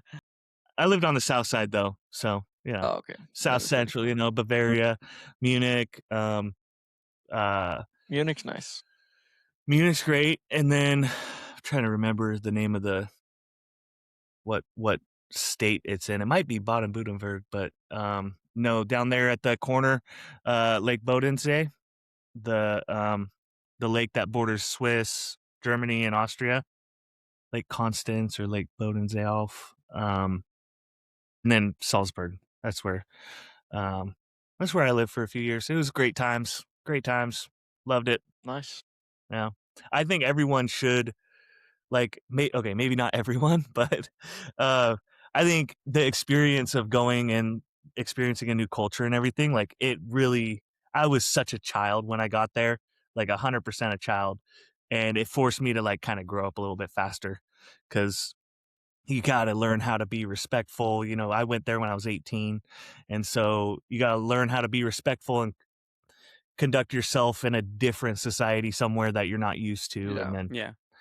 Yeah, I think it's a really good thing to see other cultures too. I think I've definitely learned a lot from that. I used to be the guy that was like, "Oh, I don't want to live in Denmark all my life. Denmark sucks. Mm-hmm. Everything sucks," or not everything, but I would be like, "Nah, what's so special about it? Other countries seem cooler." But then, like the more I've traveled, the more I realized how much I actually like the culture here and the things I do here, and like also I've seen countries that are like how blessed you truly are to live in a country like Denmark, Mm-hmm. where other places like there's a really big chance you're living someplace very poor, Mm-hmm. Mhm. and I think that's important to see and know that Get some perspective. you're in a blessed position. Yeah, I think a lot of people are caught up in their daily life and they can be really mad, blah blah blah, but they don't know how lucky Mhm. they truly are. Yeah. Yep. That's a good point. If you do just the basic math on it, like if you make over, I think it's like $28,000 a year, you're in the Mhm. top 1% of the 1% in the world. Yeah. So, for most of us, we are that. I mean, everyone I know personally is in that echelon, but it's just it's really eye opening when you get to experience the different cultures and Yeah. what's like when I traveled down to Costa Rica at the beginning of the year. Like, it's a beautiful place, and I think it's gorgeous and everything, but you know, just to see what other people, you know, this is, you know, not having, you know, a flushing toilet per se or things like that. Like, Yeah. those little things you learn are, you know, you take for granted, and now True. you think about that kind of stuff. But on to more positive things. Jeez, man. I will say though, actually, I found that usually the poorer countries, like the more poor they are, the more happier they are. I've seen that too. Yep, that's an interesting connection. And I've more actually giving. found that. More Yeah. giving. Yep. They're super Yeah. kind, super caring, super happy. Yep. Yeah. And the richer the country, the more miserable they are. It's crazy how that works. Have you ever been to Liechtenstein? No. No? Down there, that No. tiny little country? No. I think it borders Switzerland. matter, he's and- not- Never been I know there. the country, but I've Yeah. never been there. No. I got a speeding ticket in there. I didn't even know it. I got a $2,500 ticket in the mail like 8 months after I got home, Jeez. and it was like they went to the car rental company. Car rental company went back and forth with them like, that's not ours, that's not ours, that's not ours. And so by the time it got to me, they tacked on out of country fees, late fees, all Oh, these things, and God. like a $2,500 ticket. I didn't even know I was speeding either.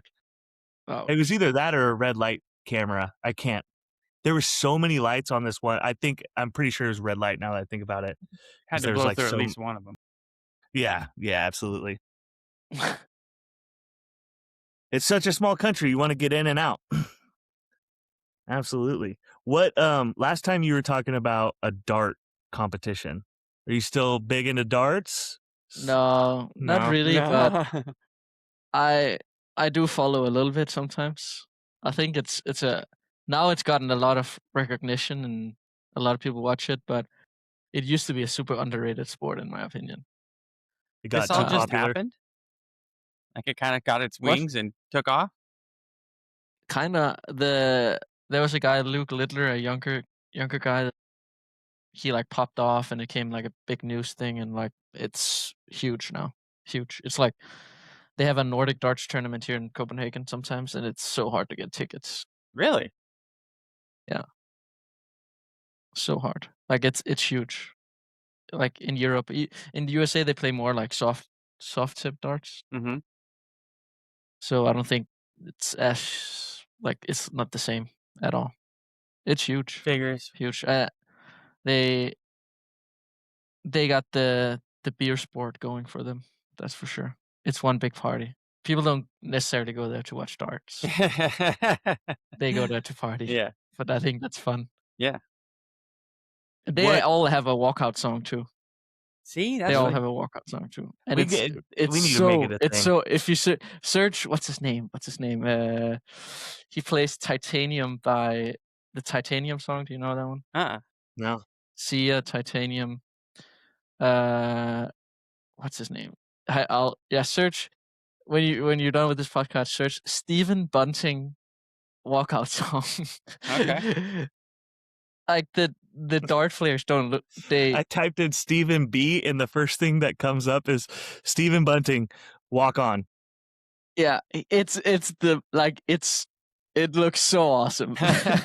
It looks so funny, but it's so awesome. It's so like such a cool. Everybody's just singing along to the song, and he's also just singing. He's just standing there with the crowd. And See, that's It's what you cool. need. It's so simple. They're gonna play music anyway. More and they're walkout songs. I feel like dart players, they're like the talent they got's amazing, but they're super like unprofessional. A lot of them, right. like Stephen Bunting, like you'll see him on. I like scrolled on TikTok and I just saw him laying like with his shirt off in bed, just like posting a video where he's like trying a random filter on TikTok and just like like super weird videos, and they're just like They're not held to some crazy standard as you would never professionals. see any other athlete like professional do that, or Right. even like be allowed by sponsors or that sort. It's kind of funny. Like, don't get me wrong, they're absolutely like really really good at what they do, but they I guess it's just that it's not like a gentleman's sport or Right. Not like professional golf in or that something. sense. But like if you win world championship, you win like $1 million. I'm pretty sure. Jesus. Yeah, That's insane. £1 million, so it's actually a little bit more. Damn. Just had to throw that in our face, huh? It's crazy. Oh man. So when I was doing some of my research on F1, I didn't know how much like crazy stuff happens behind the scenes and like all these different scandals or controversies. Do you know anything about those? Yeah, there's a bunch, so many. There's a lot. There's a Yeah, lot. there's a lot. Which one do you think is your favorite one for the fun aspect of it? And then which one do you think was the most like actually controversial?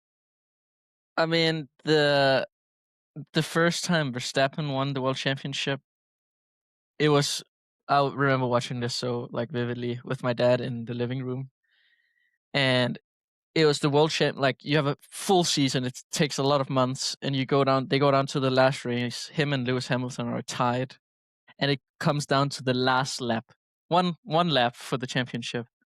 And there was a little bit of a like controversy because he was there's like a safety car. There's a bunch of different rules, but there was he got let through so he could race against the other guy, which was leading. So he gained a few seconds on him, blah, blah, blah. And Verstappen ended up winning. I just remember like when they announced that they would be racing for the last lap. I just remember like standing on the couch, just like jumping, and me and my dad, we were just going crazy. So yeah, That's that actually that might have been that's the super cool second if you haven't highest seen one that. when you look at because I was like, okay, rank the highest ones for me. Tell me which one. And that was the second highest And then I think controversy. the worst one I've heard, it's pretty old, but it was when I think it was Schumacher. I don't know if Schumacher won or didn't win because of it, or I don't know which way it was. Schumacher got crashed into, or he crashed into another person, not on purpose, but it for sure was on purpose to win the championship. Gotcha.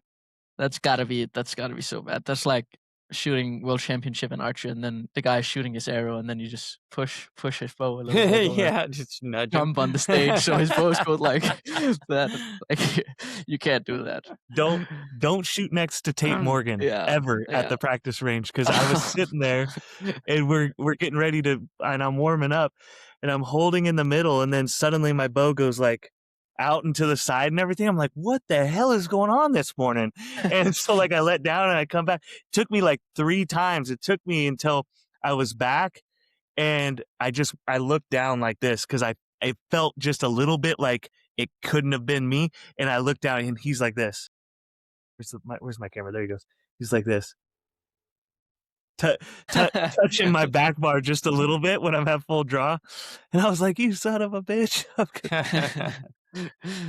That stage at Vegas man. is like that, right? Where you could definitely like jump and like set somebody off down the way.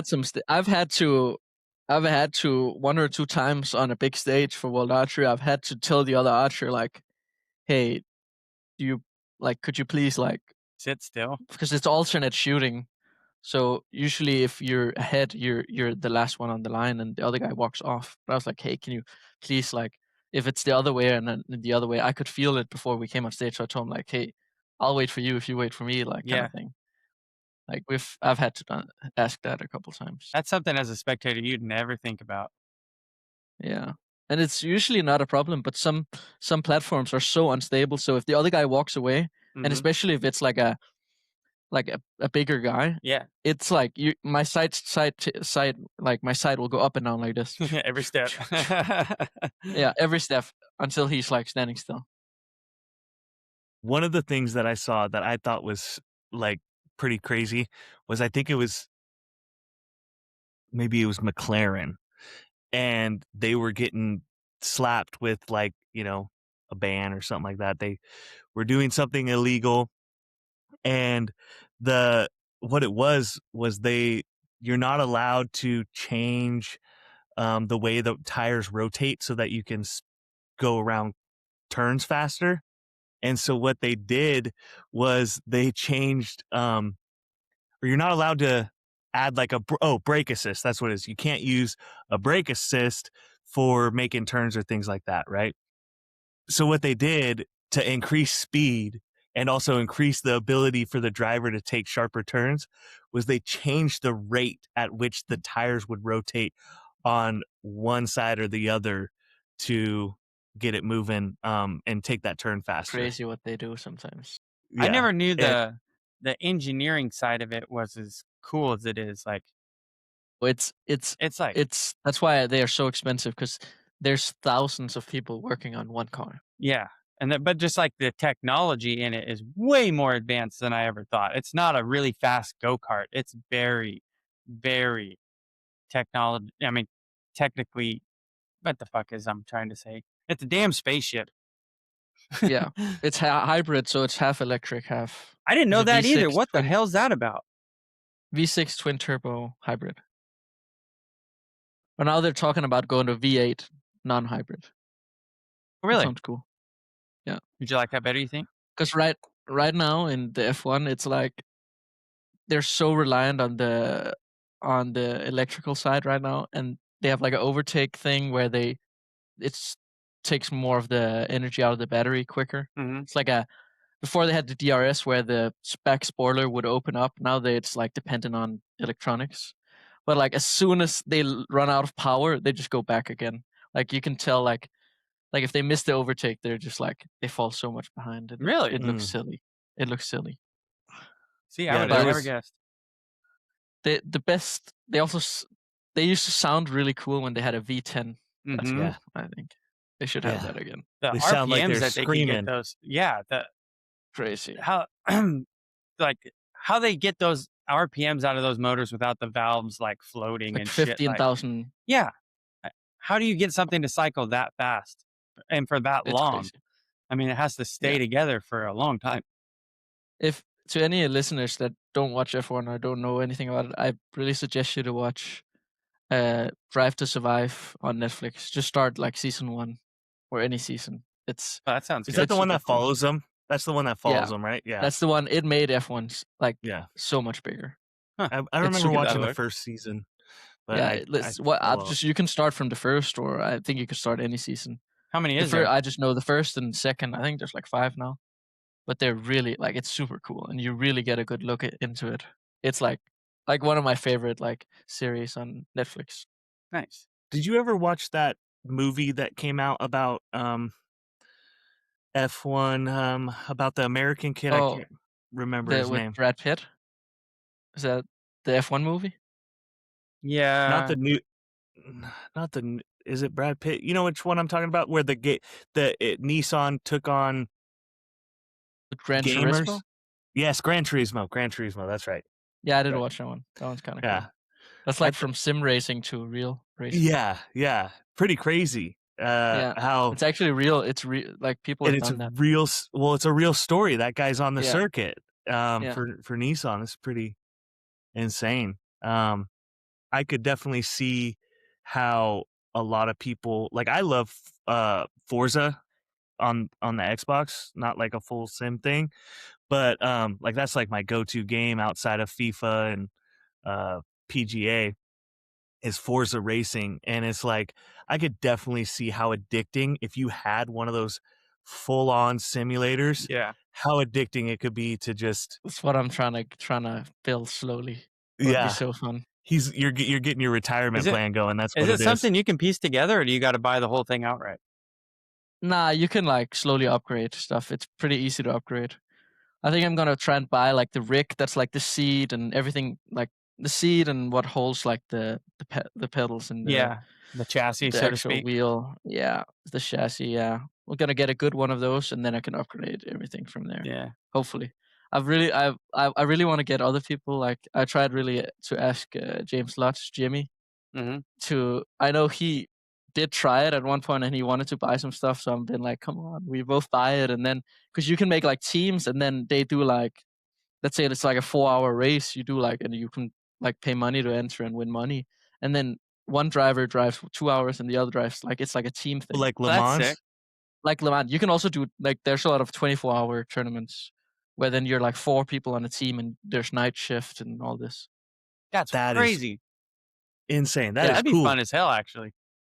It sounds so fun because you just, playing with the boys and you Yep. all, like, you all get to drive. It just sounds fun. Mathias didn't make the final stage at Puebla. Why? Oh, he stayed up too late playing. Yeah. Yeah. They were in a It 24-hour actually, race. Max Verstappen, I think even one of the years where he won the world championship, right before the Grand Prix, he would like do a sim racing, like the day before he would qualify, he would drive a 24-hour sim race with his friends. No way. Yeah. And he would win I think he won the 24-hour sim race, and then he went to win the qualifying or something like that. That's insane. He just loves racing. You'd be paid to join that race just with you and the boys and see him in the lobby waiting to go. You're like, fuck. True. I'll just quit now. Yeah. True. What when you're building one of these setups, like what is it that actually makes it like a high quality setup? Like what are the things that you need to look for that actually help you? I mean, there's so many. I couldn't even tell you. But I mean, there's different wheels that are carbon fiber and have screens, and there's different like force feedback and hydraulic pedals and load cell pedals, and there's seats that like shake, and you can get haptic motors on your pedals, and it kind of like Archery. You can spend unlimited money on it. Yeah. Pretty much. Okay. It just adds to the realism of it. Like my buddy's like, Yeah. The steering wheel's constantly changing tension when you're like in turns or you break traction and shit. It gets real loose and stuff. Like especially if you're doing like the trophy truck thing, and like it's freaking badass though. And then like the seats rattle and the pedals are changing. It's so cool.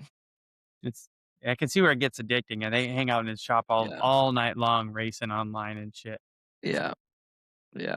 I'm kind of like at a point where I really want to do it, but I'm also like, am I going to get too addicted and spend all my time? You definitely seem like the type of person that is either fully invested or not. Yeah, I can't do half. I can't do half. And Archery takes off a long time, so. Yeah. Yeah, I can imagine. How many arrows, just quickly, because I had this thought earlier, how many arrows do you think you shoot in a day? Close to like 300, I think. Every day? Yeah, pretty much. It changes a little bit. Sometimes I shoot a little bit less, and depending on how tournaments are, if I'm shooting a lot of tournaments or less, or it changes a little bit. But I'm usually on the range for like probably 6 hours a day with a lunch break. Wow. Mm-hmm. That's intense. So it's That's a long lot time. of arrows, yeah. Do you score all of them? Are you shooting games? Yeah. Almost. I always note how many arrows I shoot.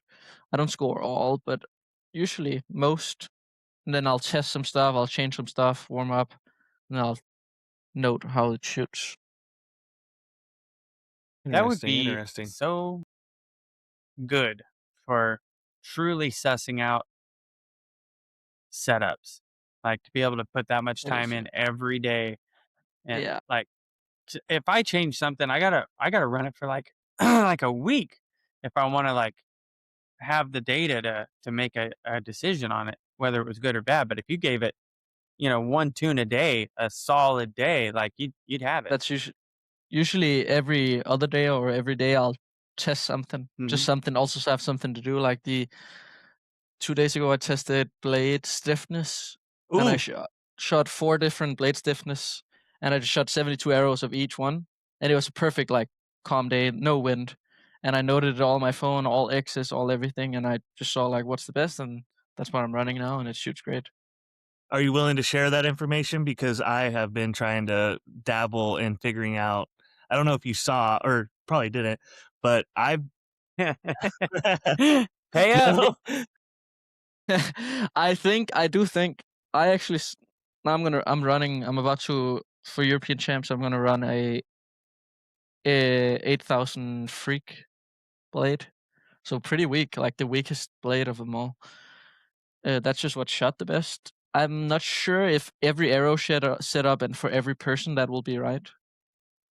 I think depending I'm on going out like to the car. if your arrow's too heavy, I don't think it'll work with an 8,000. Like I would never shoot an 8,000 for an indoor arrow. I don't think. It would just be like flexing so much. Didn't but Paige say just shoot an 8 and be done with it last time we talked to her? That's what she told me to do. usually I think it's the weakest you can go without it like jumping around is usually going to be the best, because if you have any sort of contact or something, it's just the blade's just going to fall down. How much does your arrow weigh?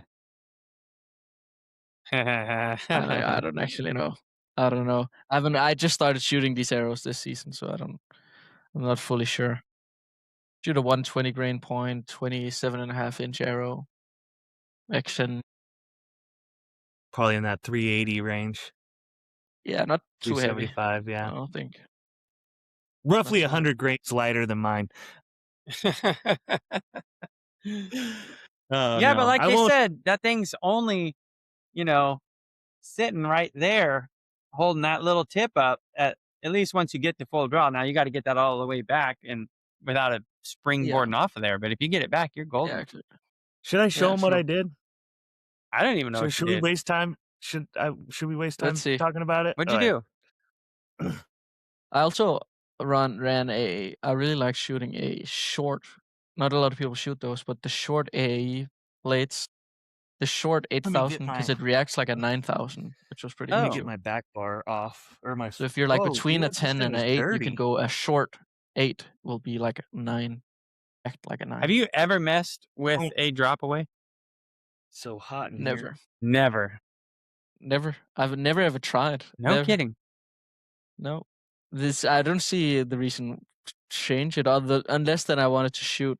I know Bodhi shoots 4-fletch with a blade, but I wouldn't want to run into all that contact like he does. So Have that's you the guys only. been If I talking wanted to about- shoot 4-fletch, then I would maybe try it. But yeah, I never tried. Let's see. What do you got?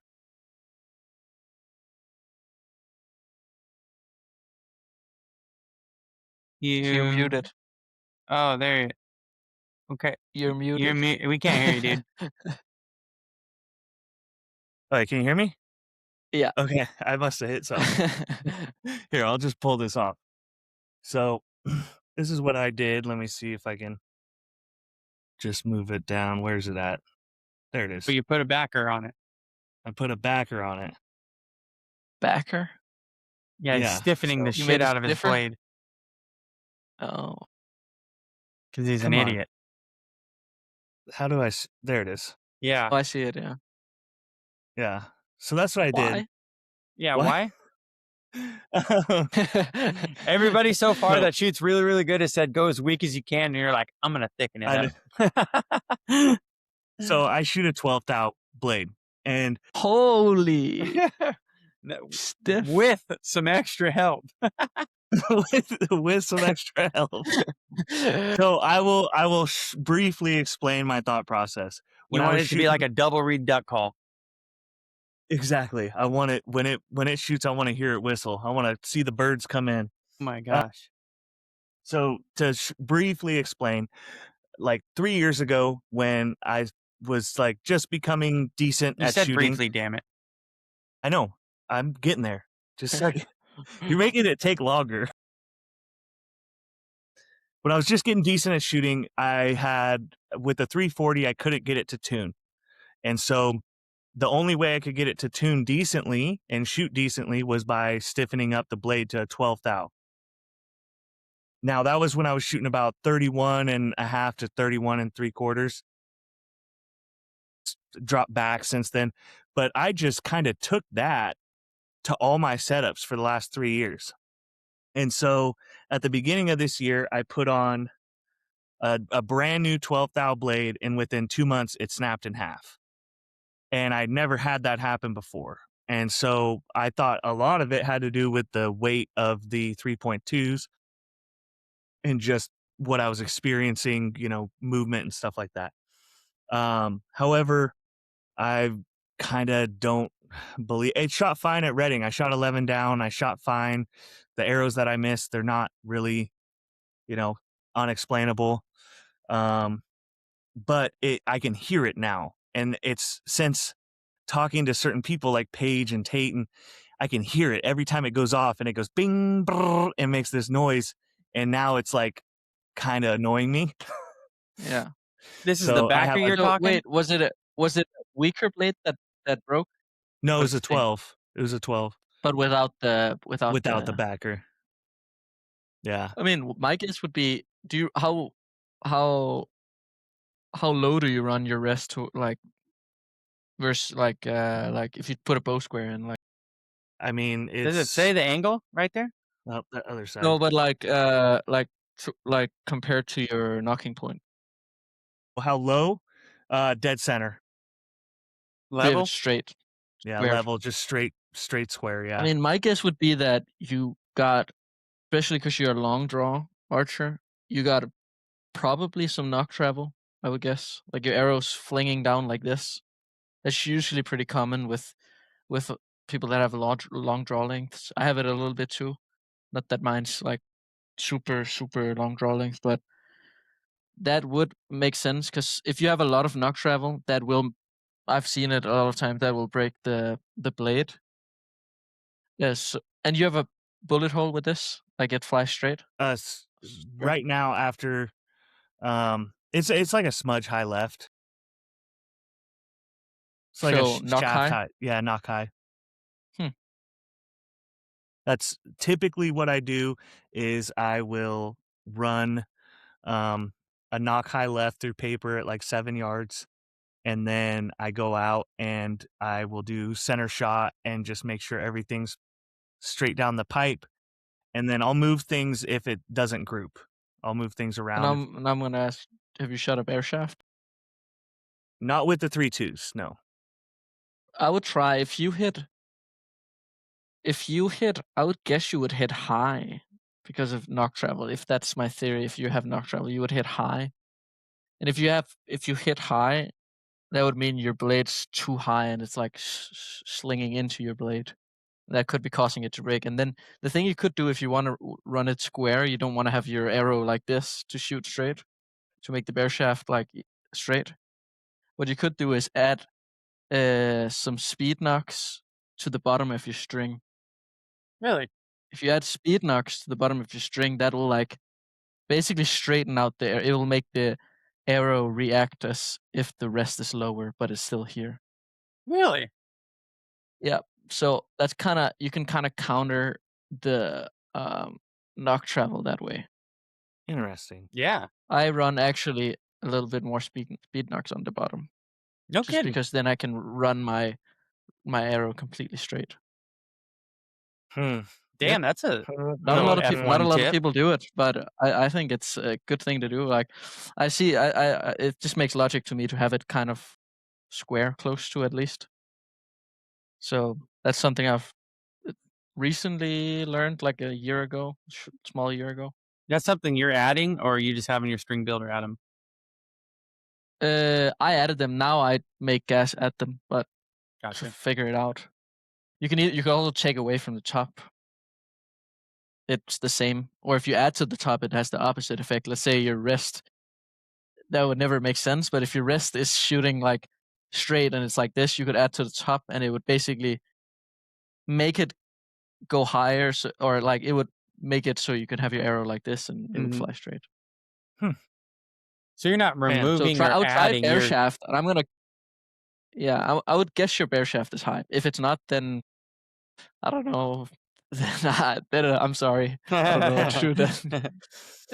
If it's like breaking your blade, but I would guess it would be a little bit high. And then if you added some at the bottom, some speed knocks at like 1 or 2 at the bottom, would probably be fine. There you go. Here's your next test. Yeah. Next rabbit hole to travel down. Yeah. Man, it seems like it's infinite rabbit holes in archery. Yeah. And I don't even know where to start with it. I think I'm going to run out on Sunday and throw a new blade, like a 10 or an 8 on, and just see how it shoots. Yeah. Yeah. Just go right to an 8. I would say, 10 is the safe choice. I would say though. History Or I wasn't really made like. with safe choices. That's true. I would say I really like the probably the safest choice is maybe a short 8,000 blade. A short, if you can find a shorter, I don't know, then you've got like the AAE makes the short It's funny you say that. 8,000 blade because that Zach reacts like a Kurtzall. 9. Yeah, Zach Yeah. Kurtzall said the same thing. He goes, go to AAE because I shoot the Q80 TRI, and they don't make Yeah. different sizes. So he said the same thing. He goes, stop playing around, go get an AAE and get a short blade 8,000 and you'll be fine. It's almost the That's exact thing he said. yeah. It reacts like a 9,000,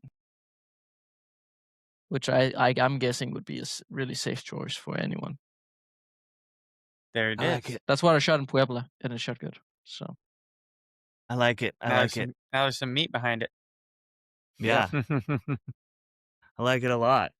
Have to fiddle around. I'm still just trying to get this. Or buy that Pro I'm just- X and just change your whole thing. No, I'm good. I want to try I'm one. good. The Pro X The is what? the one. Oh, You're the AE shooting. Pro X. Yeah, the blade drop away. Isn't that what you're shooting? Or you're shooting the Prophecy? Oh, okay. Gotcha.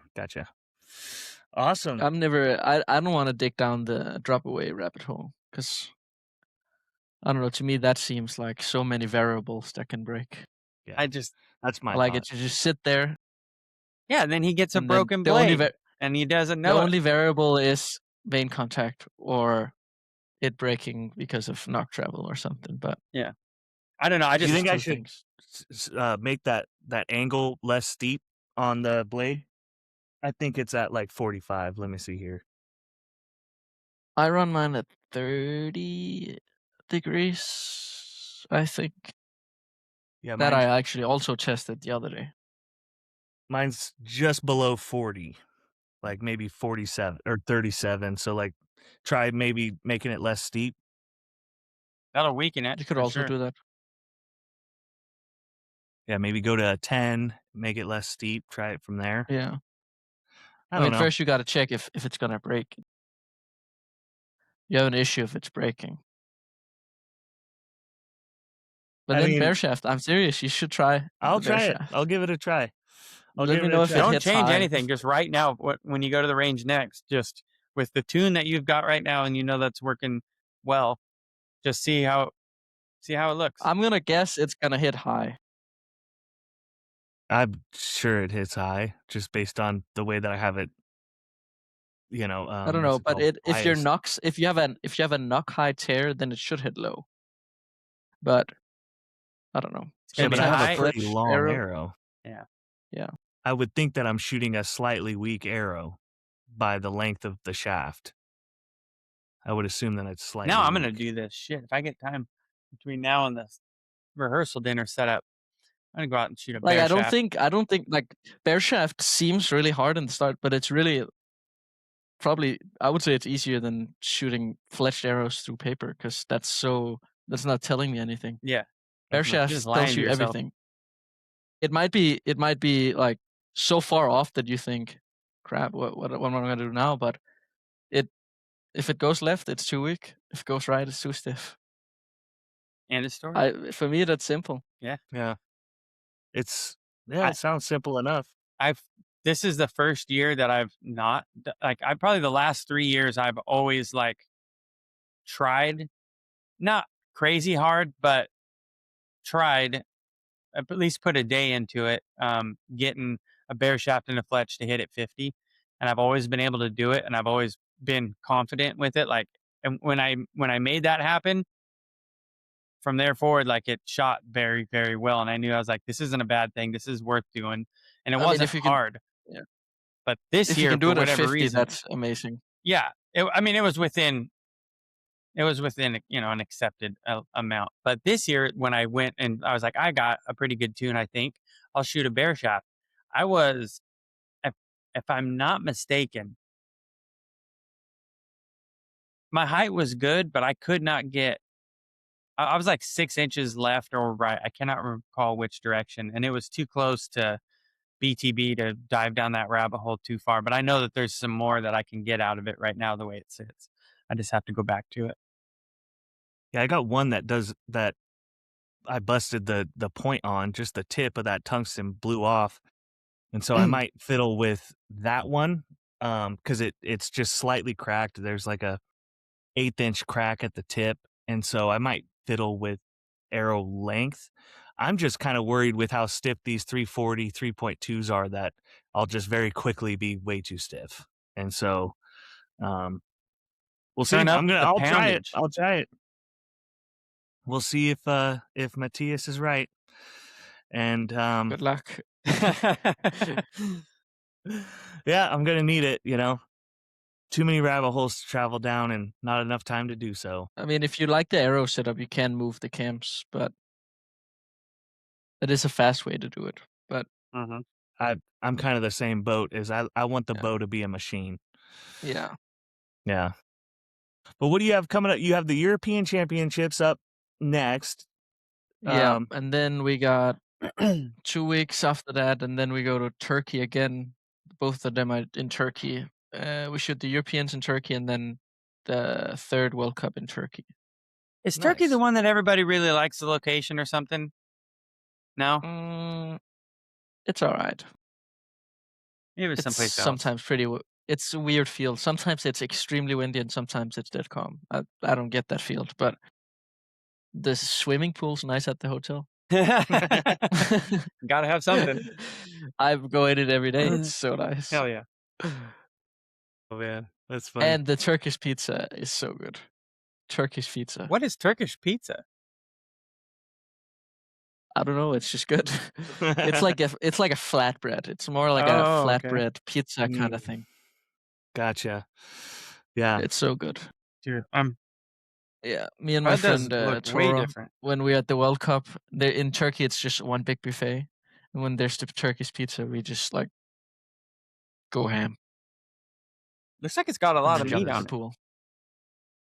It's really good. So yeah.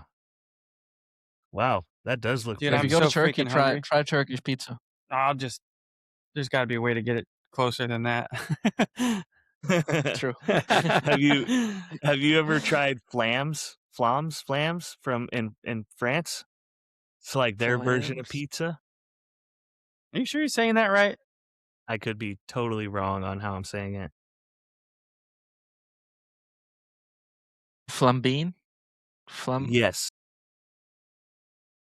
Yeah, I think so. Yeah. Yes, flambine. Yeah. There's also, what's it called? Is it in Germany? It's like a dessert pizza thing. Where's it from? It's from Germany. Yeah, Germany and France. Flammkuchen. Yeah. You must have tried that. I think that's kind of like the French thing. God dang, that looks good. Flammkuchen. Yeah. Yeah. Oh yeah, for sure. And they're We got to do a delicious. food review podcast. Yes. Dude. Not Maybe right that's now. what I have should do. not I should. eaten today. Maybe I should on my YouTube channel do like food review at the World Cups. Dude, that would be good. Yes, Actually, that'd be awesome. Yeah. Seriously. like all the places I know there that are like the Yeah. goated spots to show like, okay, at the World Cup, if you go here, this is amazing. Dude, yes, Yeah. That'll be kind of absolutely. fun. Yeah, absolutely. When you come Yeah. to the States, what is the thing you look forward to the most? Ooh. Actually, I found a new spot when I was visiting Sawyer, and this isn't a dessert spot, but Andy's ice cream. Have you ever tried that? Andy's ice cream? Is it Andy's as like a local place, or is it Andy's the candy brand? I think it's a chain. Andy's ice cream. Because there's Andy's little mint chocolate. Andy's frozen custard. Oh, yeah. Oh, frozen custard is delicious. Andy's frozen So custard. good. I know what you're talking about, but I have not had it. Yeah. Those are so good. And then Where were you? what's the other? College Station. Where the hell's that? Texas, Gotcha. right? Texas, yeah. Yeah. I think it's near the Texas A&M. Yeah, and then I really like what's it called? Isn't that where Caleb's going to school for archery? Yeah. Yeah, super happy for him. He got into Texas A&M for archery, and he's gonna excel. He's like, I'm just gonna shoot X10s for the next 4 years for indoors because I don't want to learn how to tune my bow. He can do it. Oh man, he could do it. Yeah, when he did a video for those X10s too, the 3.2s, and he came and shot a league night. He shot 25x with the 3.2s just right out the Nice. bag. Yeah. I think I finally got that hair out of my mouth. Shooting skinnies indoors is fun. It's not fun when the bales get worn out. Yeah. My first 300 was with 4 mils, the Pierce Tours. Yeah, first Really? 300 was with those. Yeah. I thought because I could never score better with my indoor arrows, and it's just because I had them set up so poorly. Must have. Yeah, I could never score better with the indoor arrows. And then I started diving down, actually getting my indoor set up a little bit more consistent, and I started shooting better scores with them. But, they 4 mils fly so dang good, they're not over stiff or anything. So if you ever come out to California, specifically Northern California, like, Reading. maybe next year when you come to Reading, you're going to have to Hopefully. try Leatherby's. Leatherby's ice cream. Elliot, do you know what Leatherby's is? Dude, no. Somebody was just talking about this at work the other day, believe it or not. Yeah. And they said it's the shit. And I've not even heard of it. Really good. It's really good. It looks good. Yeah. It Hopefully, looks good. China is always right. You can make China, but you get in on the day of qualification, and you just go straight to the field and shoot qualification. That's what off of Domagoy Reading. did. Yeah. Yeah. That's what And it didn't Domagoy work did. out that good for him, if I remember correctly. No, I think because the issue is also now that after the quali, you shoot the first match. So if you're not in the top, I don't know, 24 or whatever it is, then you got to shoot a match right after the qualification. And if you just arrived from a 20-hour flight, Yeah. Ugh, tough. that's rough. Yeah. I think you would excel at Reading, though, personally. Yeah. Like this year was the best year to Cleanable. shoot it. Super cleanable. And it's still just one down Yeah. for best score. I really like I don't really like shooting at the animals, just like ASA style, but with the dot, it seems fun. Yeah. BTB, too. I bet you would do well at BTB. But yeah, little tiny That would dots. be a Seems fun really one. fun. Yeah. Yeah. I'm going to shoot World Field Champs this year. Okay. Where's that? So that's going to be fun. It's Yankton. Yeah, gotcha. that's the one that they do half of it's unknown. Yeah. Yeah. Yeah. It's like a yellow dot field face or hunter face, Elliot. Okay. They actually got the World Yeah. 3D Championships right after in Yankton too. What? Yeah. I want to do They got them that. back to back. I want to I'm do not that. doing that one. Oh, you got to just do it. Like I like in field that I can, when it's unknown, I can judge with my scope. Mm-hmm. Yeah. Yeah. True. So, True. but I'm always just like, I just gotta survive the unknown, and then I'll be fine. Because all the matches, all the rest is known. So No. Yeah. They do a pretty crazy shoot off there, though. They take a bale and they raise it up on on a crane. Yeah, and then it's like 25 degrees uphill. That's pretty cool. crazy shoot off. Yeah. Yeah, it's pretty cool. I'm planning to go to Germany and try some, because I don't shoot a lot of field, and there's like who was it? I think with Jimmy or something, we laughed that in the highest point in Denmark is, let's see here, 500 feet. My Yeah, God. There's not a lot of hilly places to shoot field. Holy smokes. Yeah. Yeah, We talked about that so- last time. You said the So I'm same gonna thing. go another place and try, because I've never ever shot, like, I won European field championships, but it was pretty easy course. I've never shot those extreme angles where you gotta cut like 10 meters or something. I would be curious how that feels. Yeah, I'd be curious to see that there was an older, I've brought it up on the last couple of podcasts. It was an older tournament series called like the Pro Series or something like that. Yeah. I wish they had that back. Yeah. That came back. That sounds like it would be just the cat's pajamas on. Because it was with rangefinder and it was extreme angles. Yeah. Like you see people shooting like this, like, That's badass. and they like shoot and they're like touching their back after because it hurt. Absolutely. No, that would be a cool one. I think And Paige then said this that there year- was rumors that it might come back. She did. I think COVID ruined all that. COVID ruined a lot. And now we got the hantavirus. We're cooked. We're cooked. we're gonna get locked down again. Yeah. Oh man. Yeah, there was actually a report of a guy in Sacramento. It came across my phone yesterday. Local Sacramento guy, which is about an hour from where me and Elliot live. That is being monitored because he was in contact with it. I was like, goodness It's a gracious. 40% death rate, is what I heard. Yeah, it is. That's what they. That's what crazy. they say. Another respiratory disease too. Yeah. So, At least what I hear, it's when it's like deadly, it doesn't spread because many of them die. So it's a good bad thing, you know. That sounds really bad, but you know what I mean. There's good things to everything. Yeah, at least it's not spreading as fast because they die. Yeah, it's not as contagious because they're out quicker than. Rest in peace. Yeah. To anyone that actually suffered. Awesome. Well, Elliot, you have anything? I'm waiting on a restroom to get delivered, and then I might go try some bear shaft tuning if I get the chance. Yeah. I might down that rabbit hole. Yeah. Anyways, Matthias, we appreciate you coming on. We It's good talking appreciate to you, the fun man. conversation. Yeah. Yeah, thanks for having me. Next time I will have a list of food places for you to try.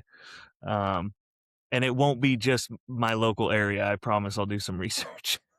I'm gonna think about making the food reviews. Dude, at that'd be least cool. just on Good my idea. story on Instagram. Yeah, you're already Absolutely. there. You might as well do it. You're gonna eat the food anyway. Yeah, true.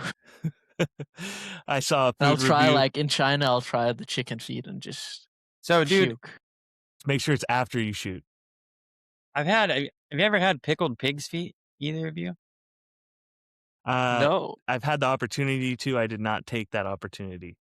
Pretty damn good, bro. I heard as much afterwards. Yeah. From I the heard it movie was pretty Friday good. is why I bought them. He talks about I've ate like a roasted scorpion. really That was pretty bad. wasn't good. It just tastes burnt. Oh, well, that could be worse. I've had like I seen a guy take caterpillars, shucking ears of corn, and you find those little caterpillars in there, and then throw them in a pan full of hot oil, and then you get this like little French fry tasting Ugh. caterpillar. I mean, they're fried to the point where you could just crunch it into dust with your fingers. But yeah, I've eaten those. Huh. Interesting. What is probably the weirdest thing you've eaten other than the scorpion? Since we're on the subject. It's a good question. I don't know. Yeah, that is a good question. Probably from China. Mine is. I know that. What did you eat? Fermented duck egg.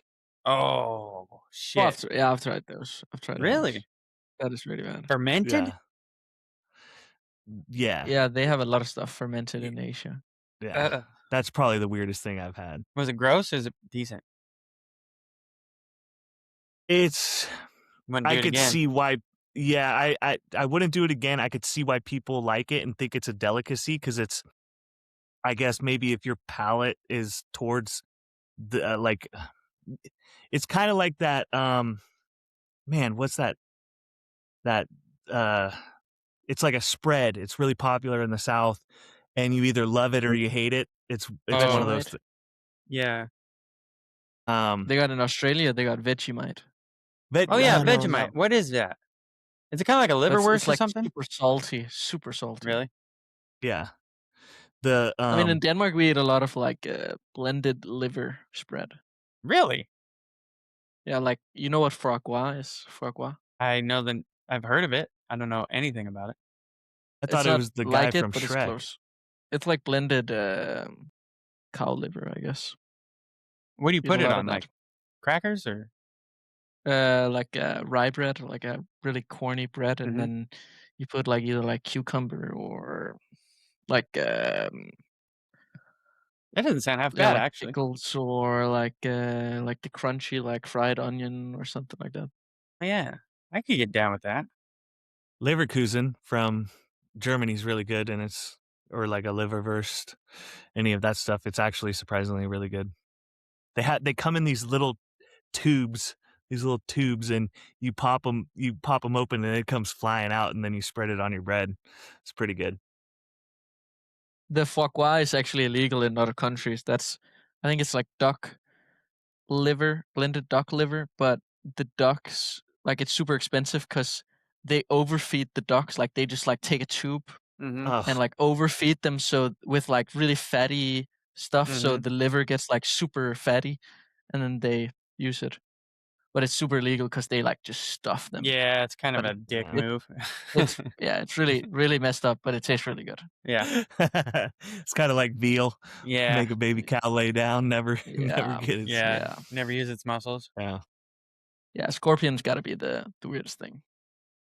I've had scorpion before, like a scorpion lollipop in a lollipop. Yeah, I've seen From a that. gas seen that. I station. had the- That's, yeah, something like that. Mhm. Another thing that probably going down that route of Mexican food that you probably haven't tried that is kind of funky, but you might like is menudo. Oh, What yeah. is that?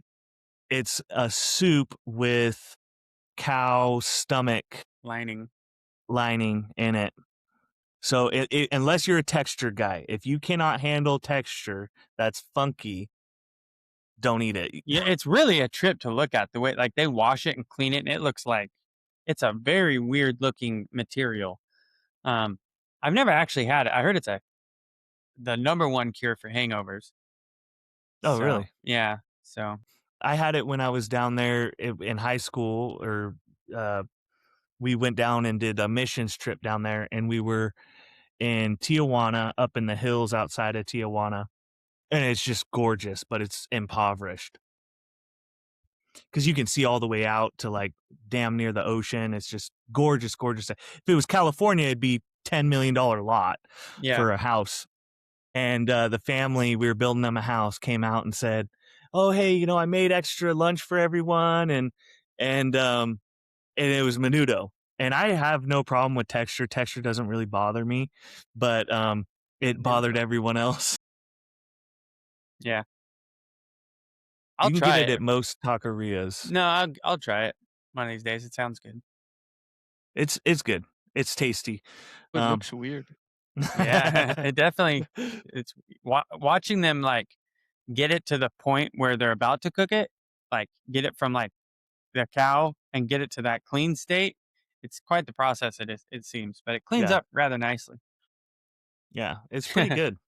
I had no issues with it, but everyone else did. I had like 4 bowls. I was like, "Thank you." Yeah. But yeah, that's probably on the Mexican side of things. That's probably the funky Mexican food that I can think of. I haven't had any weird food. I've eaten a lot of weird critters though. Yeah, I've eaten the world's strongest blue cheese. Really? really. Ooh, Yeah. that is not for me. Are you a blue cheese guy or It do you was do it? so. I like blue cheese. Yeah? Yeah. Was it good or was it too so much? strong? It was so strong that it felt like you had a chili down here. Like when you swallowed it, it was like spicy. Gosh. Extra Dang. dank. Yeah, Just it was really punch really it. dank.